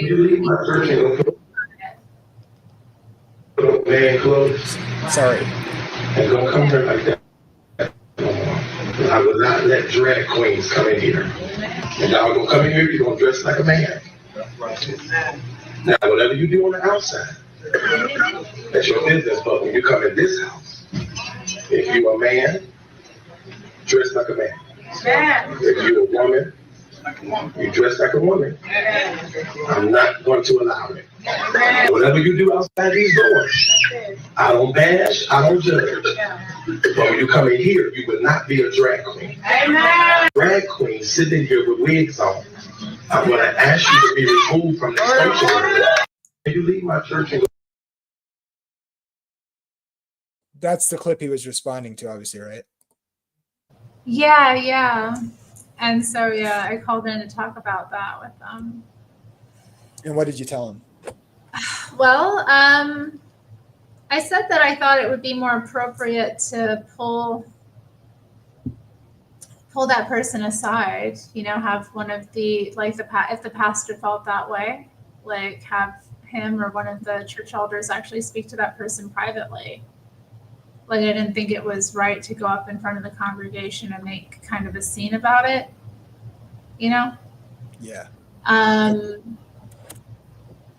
Totally. That's the right way to do it. But then Jesse disagreed with that. He didn't think, he said as long as the person isn't, you know, if they're there to make a statement, you know, if they're there to cause conflict or problems, then yeah, like. Wait, so he was arguing not. He was arguing that you shouldn't bother them or judge them. Oh. Let them hang. Yeah. Oh, I thought he was defending the pastor. But you're wow, okay, that's interesting. Surprise. I kind of would have thought it's interesting because like weeks before we watched another video of a pastor like having a teen girl that got pregnant come up in front of the congregation and apologize to them. So that was one they discussed before too on Bible Thumper Thursday. Like Bible Thumper Thursday is amazing. It's a great production that they put on, and then you know, the calls often center around like Bible thumping topics. So I like that name. Yeah. So what's your view on that one? I'm not sure about that one. What? About the girl going up and apologizing to the church body? I don't I think thought they do that that was in that church. inappropriate too. Oh yeah, and he said, and there's not going to be a baby shower for this baby. I know, like tough. And this, I just felt the girl was already like down, and then she's getting like humiliated in front of her community. You know what I would do? I would go over to the boy's house that pregnate her, and I'd be like, maybe you should, I don't know. Depends on the age, I guess, and the circumstances, but it's like, I mean, I think he was 16, I don't know how old the, young man was that impregnated her. All I know is the guy who got my niece pregnant, I was like, when are you going to marry her? You going to marry her? Like, so why aren't you married yet?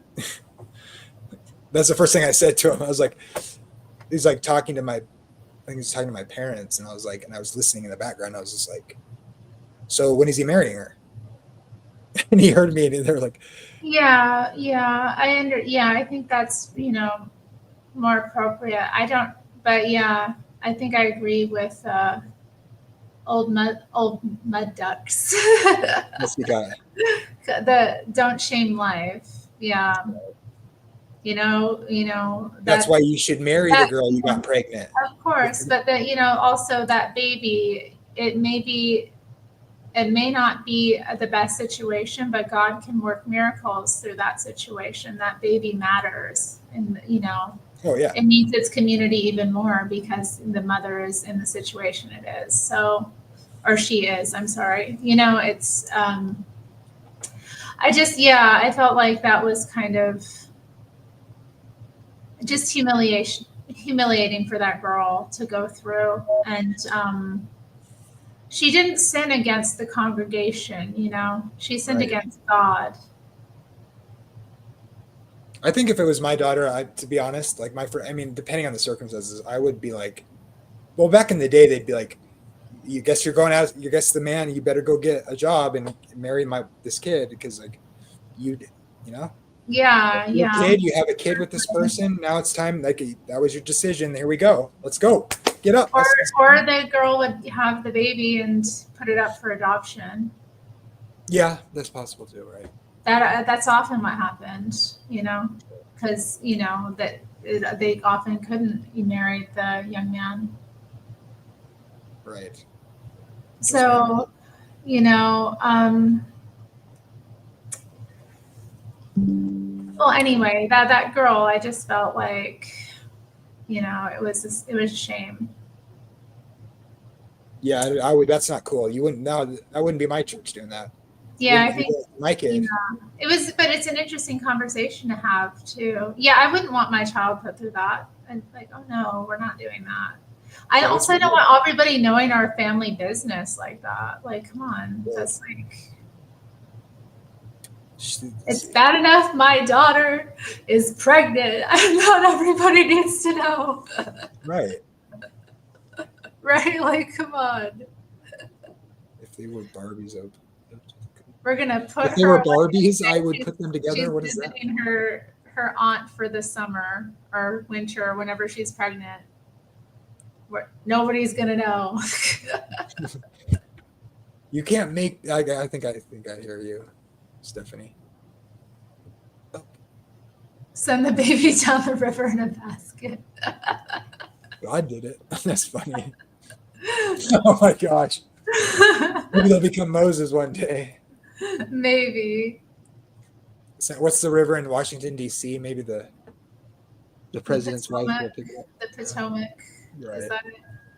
Sounds right. The one that had all the dead bodies in it this last week. Oh, right. Yeah. Any thoughts on that? I heard that's conspiracy. Barbie's family. The Anacostia as well. He black, I think, is not to dox, but he knows that area. That's There's a black man in that Potomac River area. Just everybody know. Wee. They're around coming for you. the Great River. Not yet, he black. You'll find your princess one day. Your Nubian princess or whatever. Nubian queen. He is looking for a black wife, to my understanding. That Black. doesn't stop him from, I think enjoying other women. It's nice. I'm in both. Yeah, I'm sorry to hear. That's where my one of my heroes is from, Ben Carson. So Baltimore, B-Town. it's kind of a bad area out here. Yeah, he's sorry. When I think of Baltimore, I think of like John Waters. Mhm. Let's see. I have some. Oh, yeah. You can have he black. My dad used to say that, Missy Maud. I don't get it. Oh, like people would say, I don't have kids. It's like, do you want one? Oh. Oh, that's like a dad joke almost. What do you mean, Christian sodium channel? What does that mean? Are you talking about who are you talking about? I think me. She's cool. Oh, Wife- that's nice, Odine. Yeah. I don't mind a woman making me a sandwich. That's true, but Jesse Lee Peterson says that we need to make more white babies, Odine. Oh my goodness. And I tend to agree. More babies is all around, I think. Oh yeah, yeah. These guys are funny. What does the chat think? Chat, will you press 1 if you think we need more white babies? Yeah, one in the chat.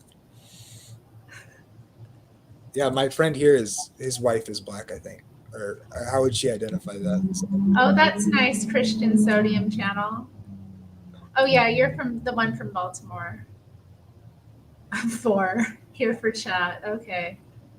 A black guy that hates black people? What? How is it hating white or black people to like white people? How is that hating? How does that hate? What does that have to do with hating black people?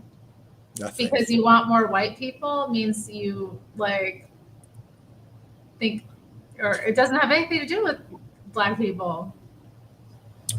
What do you think? Is Obama a black man or is he a white man? Well, he's both, isn't he? Seems like it. Yeah. I have some white kids, 3 for 1. Good for you, Missy Maud. Hey, look at all Let the them people. wander. 1.5 says Odine. What? What do You say? want more white people, but you aren't white. What's wrong with that? He says that, you know, white people, like, he gives white people our props. Yeah, that's cool. He loves the white excellence. There is white excellence in this world. Like, imagine no white people. What kind of world would it be? Like, think about that. Yeah. I think he's like trolling the kind of the pushing back. Yeah, on it's people react really crazy because it's you know, it's politically correct to hate white people nowadays. Yeah, It's politically correct to, you know, be disrespectful to people who are white for no reason. It's actually like, you know, a woke way to behave, you know, to act as though white people are some kind of disease. I always tell really super liberal Democrats, I'll be like, you know, if you abort babies, aborted babies can't vote Democrat. What? I tell them if you're for abortion, I tell them. They can't vote aborted Democrat. babies can't vote Democrat because they're not alive, you know. So I'm trying to. It's like a troll on them, right? So it's like. Oh man. I guess you get the point, right? It's kind of a stupid joke, obviously. But. No, I get it, but I'm also thinking like how a conversation where that is said would go. Oh, that's me on my way out the door, right? So.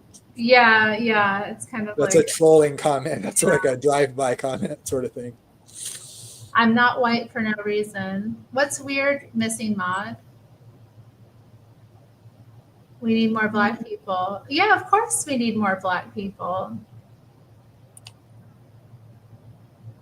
Hey, Dave. Who's Dave? We need more black families and babies. Do you know how many black people are aborted every year? Do you know how many? Like, it's astounding. Too many. Yeah, we need more black people. Those black people should be here right now.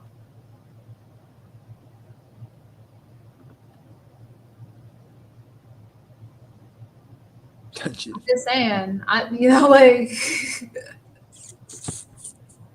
This is fun. it You're is. helping. Yeah, I'm so the glad. statistics are really troubling. Yeah, it really is astounding. And you know what? Like, it's a big part of what's wrong with the Black community as well as abortion. It has an effect on people's hearts. You can't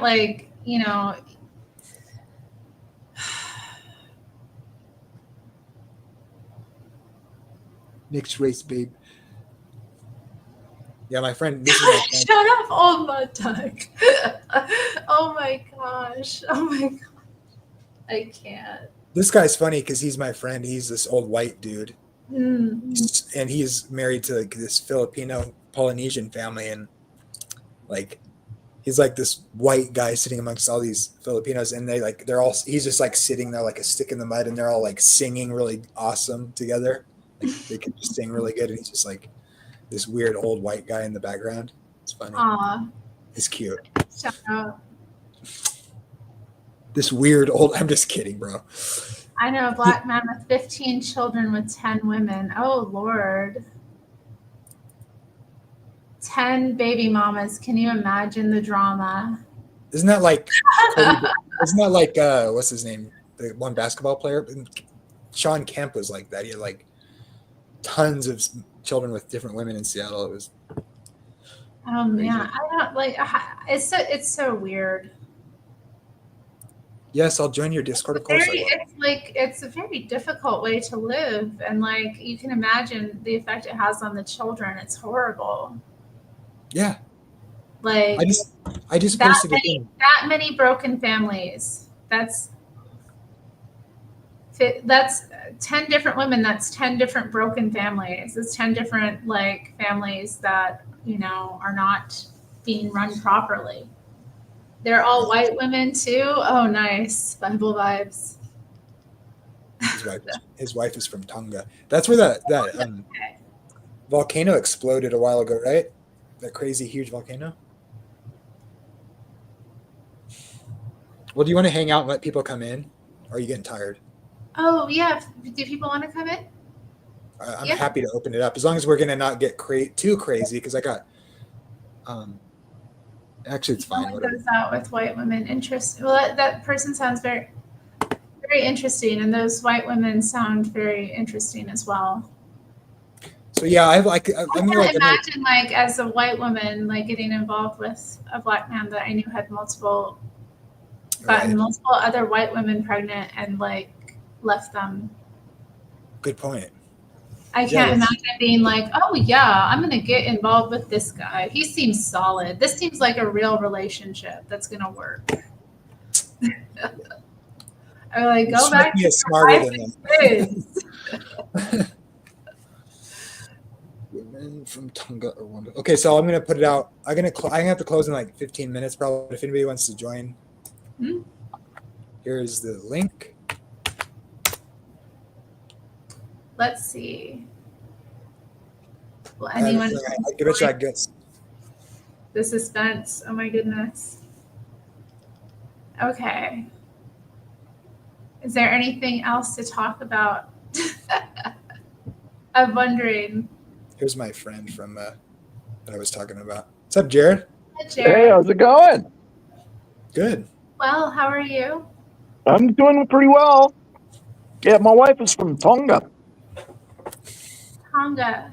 Yeah, true story. From the day my wife and I met until the day we got married, we were chaperoned at all times. Her brother sat between us at the movies. And if you've seen the movie Moana, her brother looks exactly like the guy in Moana. He's had people at Disneyland following him around. I did not even kiss my wife until I kid you not. I did not even kiss my wife until the pastor said, "You may now kiss the bride." True story. What do you think about that, Terry? That's pretty wholesome. Sounds pretty sweet. Yeah. The advantage to it's quite different from American culture, and it was quite a culture change for me, but the advantage The advantage to women is, he's not going out with you because he thinks he's going to get to third base and then dump you, because he's not, right? Even if you want him to, he's not. Yeah. That's his son there in the picture. Isn't he cute? Yeah. Yeah, that's my younger son when he was a little guy. Oh man, that kid, the cape It's and those little amazing hands. that, yeah, it doesn't seem to be as common now for people to be chaperoned. Yeah, well, they were Tongan culture back in Tonga is pretty conservative and pretty strict. Although, and every culture has its problems, they have theirs too. And there's upsides and downsides to the strict family culture. There are good points and there are bad points, and they would be the first to admit it.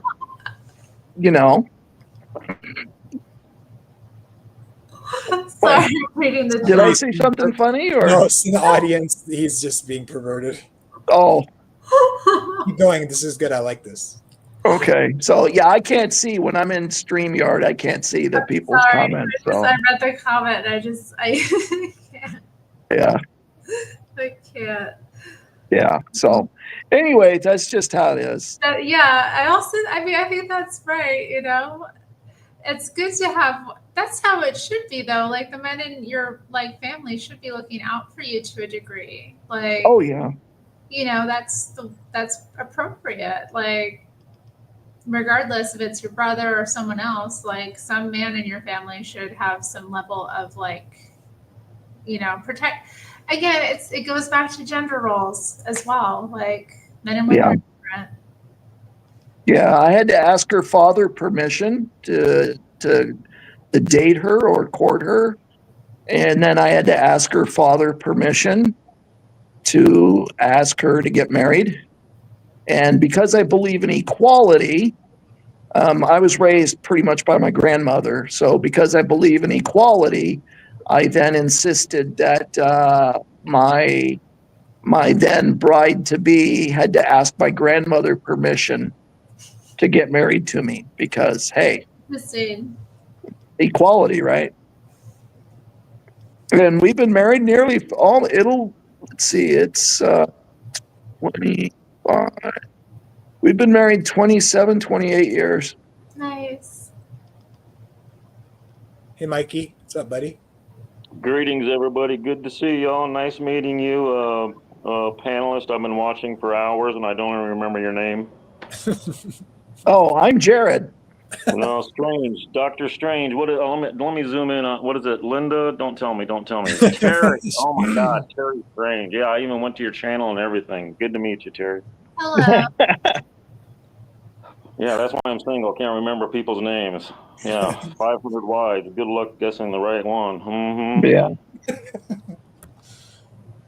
So you think that you dig that? That's so conservative. Are you sure you're from Portland, Terri? No, I'm from Alaska, which is a conservative state. Although, I don't know. I think I have influences of both. I've lived in conservative places and I've lived in liberal places. And, there are downsides to living in conservative areas sometimes. I enjoy city life.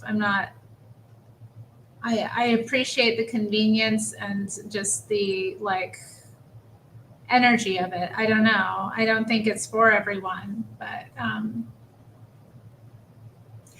yeah, and that does, I think, kind of just breed liberalism a little bit, because you have to be around people who are very different than you all the time, and you have to compromise, I think, to get along, and also just But again, I'm the one that says the thing all the time out here. I'm out here triggering people or not, and I do that when I've lived in conservative areas. I stick out, when I've lived in small towns, or when I lived in Arizona, I didn't Like I wasn't going to fit in there either, you know? Just is what it is. Who did you find more tolerant and accepting in reality? Not people who preached it or talked about it, but actually more tolerant and accepting. I would say conservative areas do that better to a Yeah. degree. To a degree. Mm-hmm. I don't know. Yeah, it is hard to say. Depends on what tolerance is. What's that? Tolerance has kind of gotten a new definition over the last decade or two. It seems like, in a way. Yeah. Well, I feel like I had to.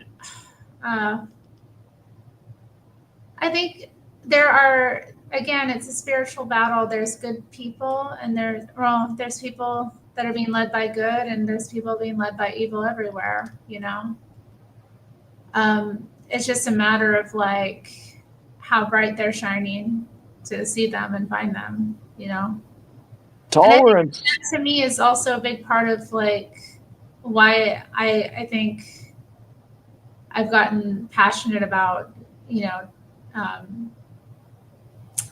being a church member. I grew up in the 70s, and we were the OG liberals. And back then, tolerance was defined as living in civic and neighborly harmony with people who are wrong. Right? You get that, Nunya, right?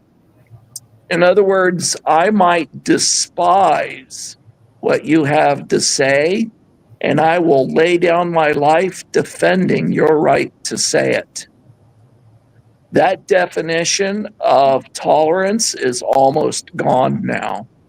The definition of tolerance now is I tolerate views that I accept, and views I don't accept need to be smashed, which I think Nunya and I are both, that's exactly what we were trying to get rid of.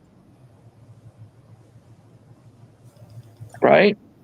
Yeah, there was an old sitcom. It was a stupid sitcom. I forget. Alf. I think it was Alf. I don't know. In fact, I think it was worse than Alf. Anyway, they went on a protest and they were all holding up signs saying, "We are right. We are right." It spells WAR. And that really meant something to me as like, hey, this holier than thou, I know this and you don't know that. It really hit me like, if everybody's saying that, what are you going to win if you are right? What are you going to win? Yeah. I'm just here to defend 1.5 people. What's 1.5? Oh, you mean like the white babies? No, I'm talking about the mixtures, man. Yeah. So it's funny because if the typical person who'd like see me would say, hey, he's a a Jamaican black guy, right? But on my mom's side of the family, her grandfather is a Syrian man, right? And on my dad's side of the family, his great grandfather is Chinese. And a lot of mixing happened. Nice. But more. Is that how they describe it? You're black American Chinese. You're black I American picture Chinese. you. I picture you as Ben Affleck in a black cowl and cape. But go ahead. It's amazing how if you don't see somebody, you start to get this image in your head of what they look like, and then you finally see it, and you're surprised. It's funny. It's fun. See, this is why I pick up this, like, I use this specific Batman picture, right? To really show, hey, yes, there is a black Batman. But yeah, it's I would pass for black. Now, if you look like carefully at some features, right, like care texture and stuff like that, you'll notice like subtle differences or whatever. But yeah, it's one of those situations where, you know, we already got enough of all of these ethnicities. We need more admixture for the population just in case anything catastrophic happens. You know, we gotta make sure the genetic pool is nice and diverse. Yeah. Terry, do you have an Oriental motif going on in your background or your dress? Maybe. Your I clo- don't think it's intentional, but I mean, I'll culturally appropriate anything. I don't care. This is no, African right here. I just saw a collar that came up. I saw your collar Yeah. came up quite like a Orient. Yeah. Yeah, it's an Oriental style. It's Chinese technically. So Yeah, Terry, I dare I didn't even you. know what word to use. Chinese, Oriental, Asian. I didn't even know the proper word to use. But oh, you it's caught okay. on. I just yeah. What was that? You had a question Yeah, I dare you or to wear a kimono one day. I'll have to obtain a kimono. You can totally do it. You can Why a order it kimono online. though? Maybe I could be a geisha for Halloween or something. You know what? How do you guys Ah, feel about Halloween? Do you dress? Do you do Halloween? Are you like really anti-Halloween? Let's talk about Halloween. I don't Perm's celebrate coming up. Halloween. What was Hebrew that? roots say perm, and we dress up for perm. My wife's Polynesian, obviously, like I told you guys, and she's from Tonga. We got many Samoan family members too. And back when Moana came out, there was a big kerfuffle because a bunch of little girls were wanting to dress up like the princess from Moana, and the people getting upset about it, saying it was cultural appropriation, were shockingly liberal middle-aged white women. And my wife and her Tongan and Samoan uh, family members were actually offended. They were like, why are these white women speaking for us? We really don't mind. Let the little girls dress however they want. They can dress like us. It's okay. She's a little girl. We're not offended. Frankly, we think it's cute and we just want her to have fun. We don't mind. What we do mind is someone else presuming to speak for us. The Washington Redskins. We had a creek here in Bellevue, Nebraska called Squaw Creek. And those people that you described called the city council demanding that we change the name of it. And the city council said, well, what do the Native Americans think? And they're like, well, we haven't talked to them. Yeah. Hundreds of years, nobody cares about this Squaw Creek. We got a Lynch Park here it's a guy's last name. We got a Lynch Park here in Omaha. Yeah, welcome to Omaha. Take a picture of that and say, welcome to Omaha. It's I've lived ridiculous. on the I've lived on a Navajo reservation, and I still know some Navajos, and I've asked them, "Do you want to be called indigenous, or what do you want to be called?" He said, "Call us either Dine, which is their name for themselves, or Indian." Of God, Indios. Christopher Well, Columbus, yeah, they of were like, God, "Yeah, we Indios. call ourselves either Indian or Dine or Navajo. We don't call ourselves indigenous." And And the country that's what used to be other people have chosen to give us, but they're speaking for us. No, they didn't ask us what we wanted. My policy is whatever you want me to call you, I will call you. And Jamie, I know you're coming up with a joke. No, I won't do it. So I'm Yeah. like eyeing the chat. Okay. No. Oh, sorry. Well, does anybody want to ask Terry anything else? Yeah, I was curious on her salvation. She said something about she feels comfortable with it or something to that effect. Maybe you could just elaborate or enlighten me again. I'm just curious. I'm not here to debate you or argue with it or anything. I feel comfortable with it. Well, how would you describe yourself? I don't even know the proper words to use to try to reiterate your stance, but I think you mentioned that you think that you are saved. What No, what denomination would you identify with, or? she's OSAS. Well, I don't know that I would say, but why do you, don't make me a thing, okay?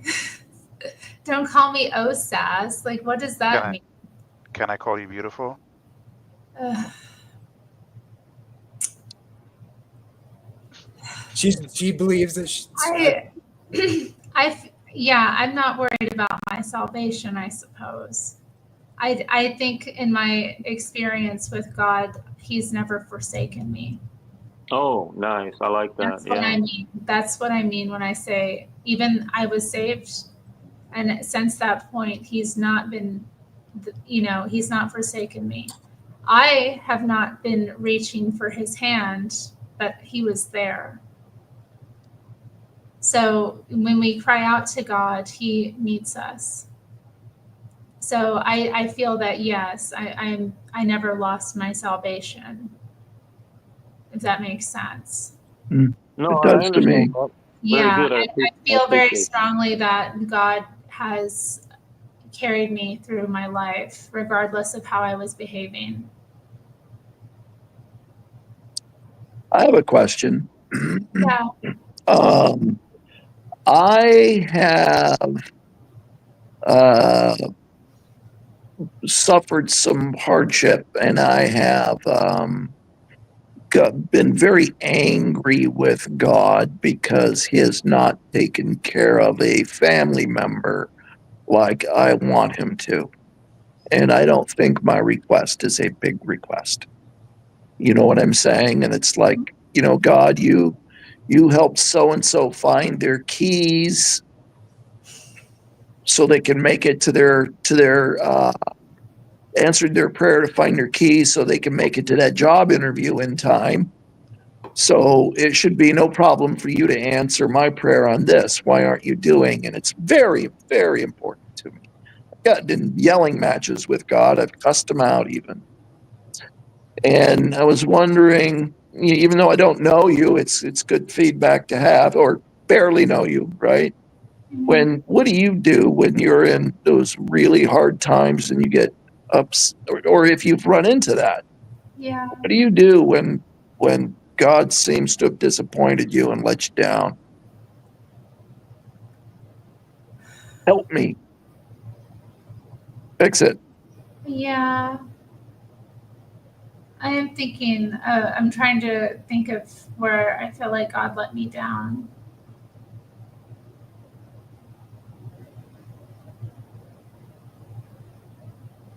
Or at least didn't I do don't what you know. wanted him to do. I don't know what I've ever really expected from God.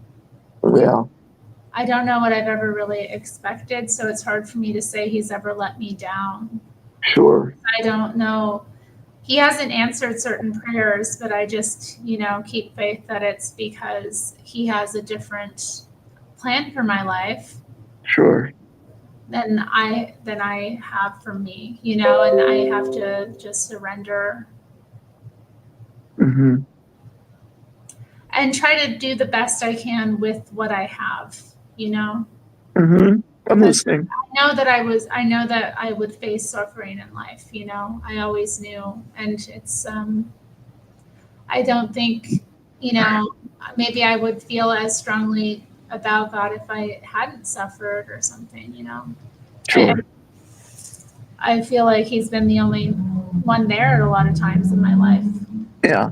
And I'm not asking you a gotcha question. I'm, asking you a question in good faith. And it's okay if, Yeah, you don't have that's true. a Solomonic answer, if it's, you know, Well, this is what old Mud Duck says, is he says to get rid of the anger.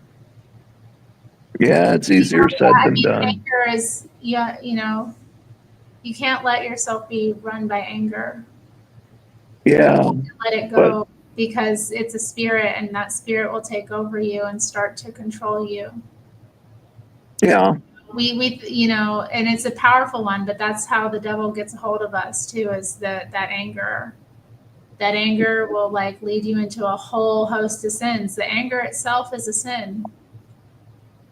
yeah, I think remembering that too, and having that understanding that what it's doing to you is so detrimental. So yeah.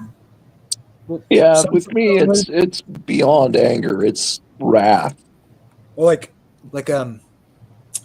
let's say like something like this, like my friend who drifted away from God, didn't really believe in God anymore, and then he's an alcoholic, and then he dies in a freak accident by drowning in a hot tub. And it's like, what do you do with that? Like, how do you, you know, I mean, like that didn't have to happen, you know?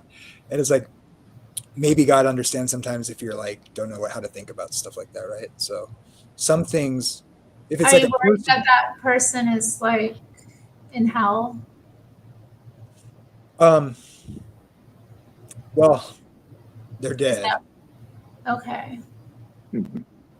Okay, Mind we're you, gonna I have get. I have a Well, but she daughter. means they'll end up in hell. I mean, let's not quibble over that point, right? What? Oh, good point. I don't Yeah. know. Well, I'm saying let's not quibble over whether they're in hell now or will end up in hell. What Terry means is if they're dead, she's asking, if I might presume to speak for you, she's asking, so you believe they died in an unsaved state, right? Not sure. Or are you more just upset that they had a life that didn't make sense to you? It didn't seem okay. Yeah, I wasn't clear if Jamie was trying to directly associate in that analogy. I wasn't sure if he was trying to directly associate that he drowned it in a bathtub was an act of God for his walking away from God. I would never view it that way, but it seemed to be insinuated No, in I the don't think story. God punishes us. No, not like Or that. maybe Not he like, does call us home. Maybe he does call us home. I don't know. yeah. He goes chasing after that sheep. He doesn't, and he leaves us 99 back here, sucking hind tit. But I don't think when Jamie was telling that story, I don't think he meant to, but it did come across like that. That was God punished him because of that, and I would never I don't consider that. know. I don't Yeah, think. I'm just saying, like, it's tempting to be like, change what you think is actually taught in the Bible to make it better, I guess. I don't know. I'm not sure. What do you mean? You know, he was baptized, so I guess he's saved, you know. But he didn't believe in, he wasn't, let's say he didn't stay believing, right? So what do you do with that? I don't know. So, Well, I don't know, but I think God is more merciful than we are, And I think, I don't know. And he's more faithful than we are. I don't know. yeah, I just know what I feel about, when I look back on my life and I see how God carried me through. So maybe I don't know, but maybe I wasn't as bad. Maybe I judged myself harshly. I really wasn't, In many ways, I did keep a lot of. I don't know. Like once you are saved, once you have the Holy Spirit dwell in you, it's God's gonna use you. You're a conduit for Him in the world. I still did good, even when I was being evil. Like I was willing evil, but God was willing good through me. You know what I mean? Yeah, I relate to that. I Like my I will was appreciate- still not more powerful than God's. I don't know. No, I Maybe identify. God used, the tragedy of a friend's life to also, do something. I don't know. Yeah, I don't know. I really don't. I try not to question God or why He does what He does or why things turn out the way they do, because that's all me wanting to impose my will on reality, and that's witchcraft. And I think you're my new. You might be my new channel partner. I think. I don't know, because. I'm just kidding. Yeah. Okay. Well, Mud Duck is upset in the chat. I don't get I it. don't know that I can witness further. I've already said about what I have to say about anger. When somebody is in a state of wrath, I don't know what I can really say. I don't know what to do with that. Like, you have to come to your own reason about the fact that it's going to destroy you. Like, your wrath is pitiful next to like anything that you can really do. You're not going to do anything with it. It's just going to hurt you and hurt others around you. Who said they wanted to murder? I don't get it. Well, he's talking about Jared speaking that he had wrath. Oh, like that. Oh, like hate. So, or upset. Well, I mean, I think God He wants understands. to know why you want to kill an MFer. Okay. Well, I had wrath. I didn't say I wanted to kill anybody. Well, what What is the- wrath? It's not like that destructive anger. Yeah, boy, that's quite a leap. Being angry with God and being wrathful with God because it's what a leap that I want to hurt another human being. What Whatever wrath, he's smoking, he needs to put it down. what possible wrath could you commit against God? Wrath means I'm more than just a little bit angry. Because it involves. Kind of like when my friend died, I kind of felt you could see like yourself like in prayer being upset because God let something happen. And you're like, why does this let this happen? And you're like working that out with God, sort of thing, right? Like maybe God doesn't like think, oh, you're a sinner. He's like, he like feels your pain. I don't know. I mean, people have different views on this. I'm just saying like some of that's like wrestling with God sort of concept. You know, the outcome matters from that experience, but sometimes you're like, you know, you're working it out because it's like, that's why I brought up what I did, because I didn't actually have that emotion in my circumstance, but I'm saying I can see how that could come up, you know, where you're just like, oh, why'd you let this happen? Like, and all you're doing is caring about the other person, and you're just confused, right? That sort of thing. You're not thinking you're going to kill God, right? But you're like, if you believe in God could have intervened, and why didn't he? Doesn't make sense, sort of thing, right? So you're like you're wrestling with God in some sense. That's how I kind of understand that sort of thing. Yeah. Well, again, we don't know the plan God has for our lives. You know, there's tragedies that happen in the world, you know. It's a fallen world, and people can fall very hard and very low, you know. I wonder too if these things are meant to like happen because, I mean, there's contrast obviously, and death is going to come, you know. Well, for me, it was I was responsible or am responsible for protecting a family member. And this family member went into doing things that were harmful, and I couldn't stop the family member from doing those harmful things. And the family members, you know, not life isn't in jeopardy or anything like that, but still living a quite harmful life. You know, I could talk to you about it privately later or whatever, and I begged and pleaded with God to help over and over and over and over and over because I had failed. I'm sorry to interrupt. There's a story of this monk who had a garden that was better than anybody else's, and they're like, "How does your garden grow so good?" He says, "I pray." And all the other monks are like, "Well, yeah, we pray too." He says, "No, when I pray, I pick up a rake and I pull weeds."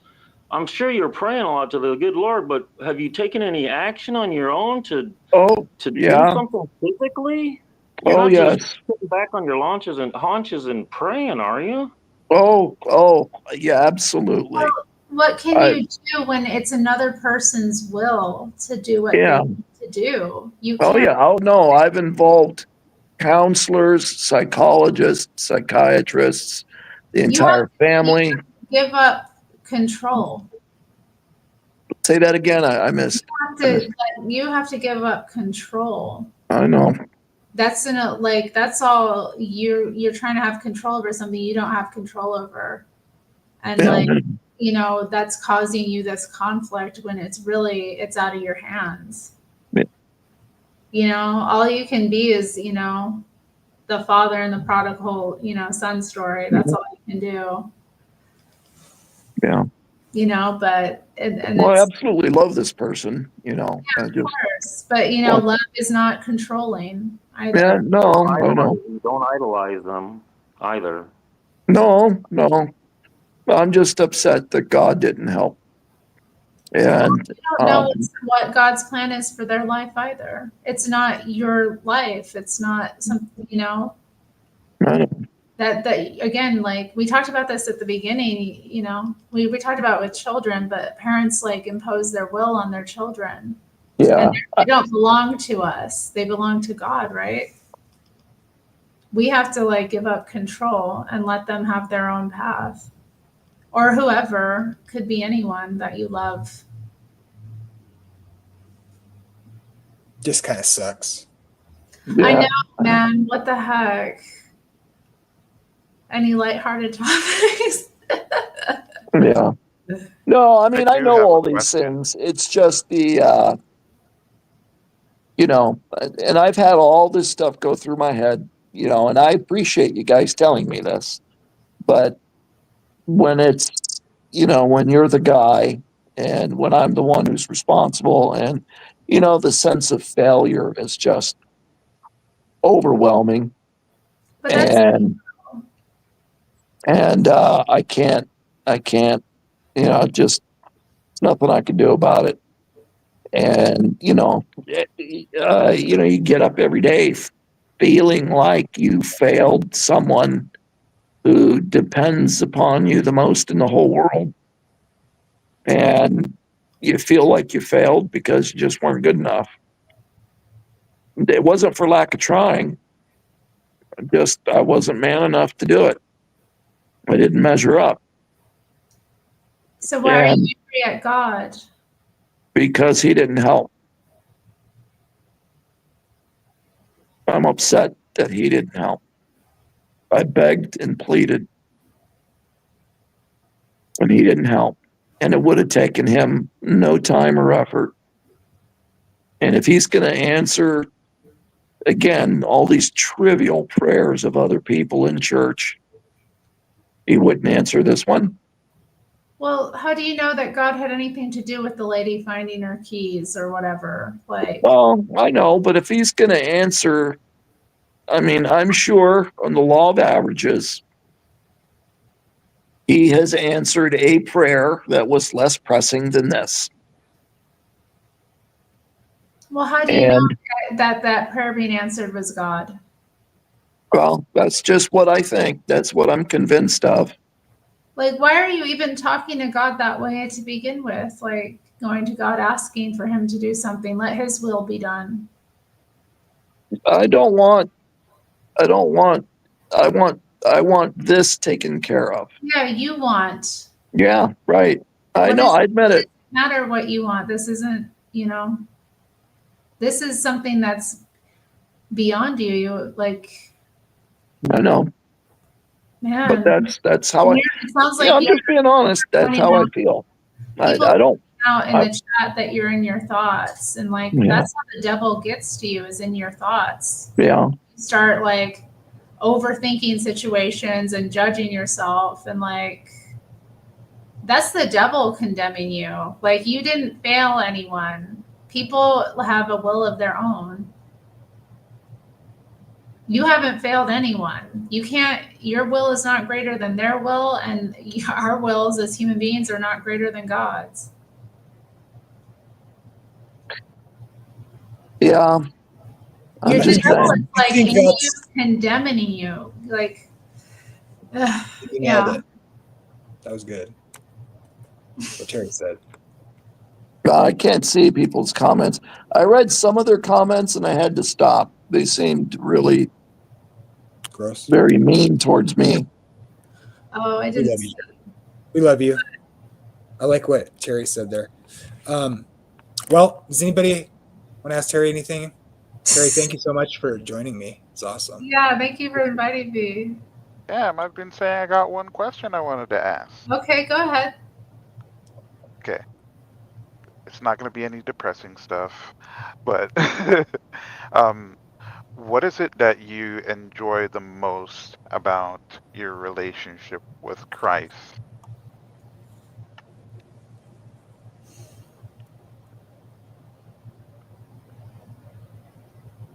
Hmm.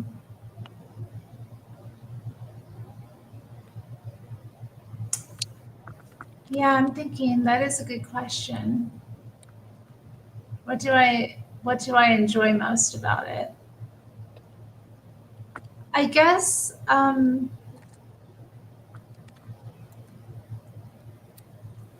enjoy that it can be hard and easy at the same time.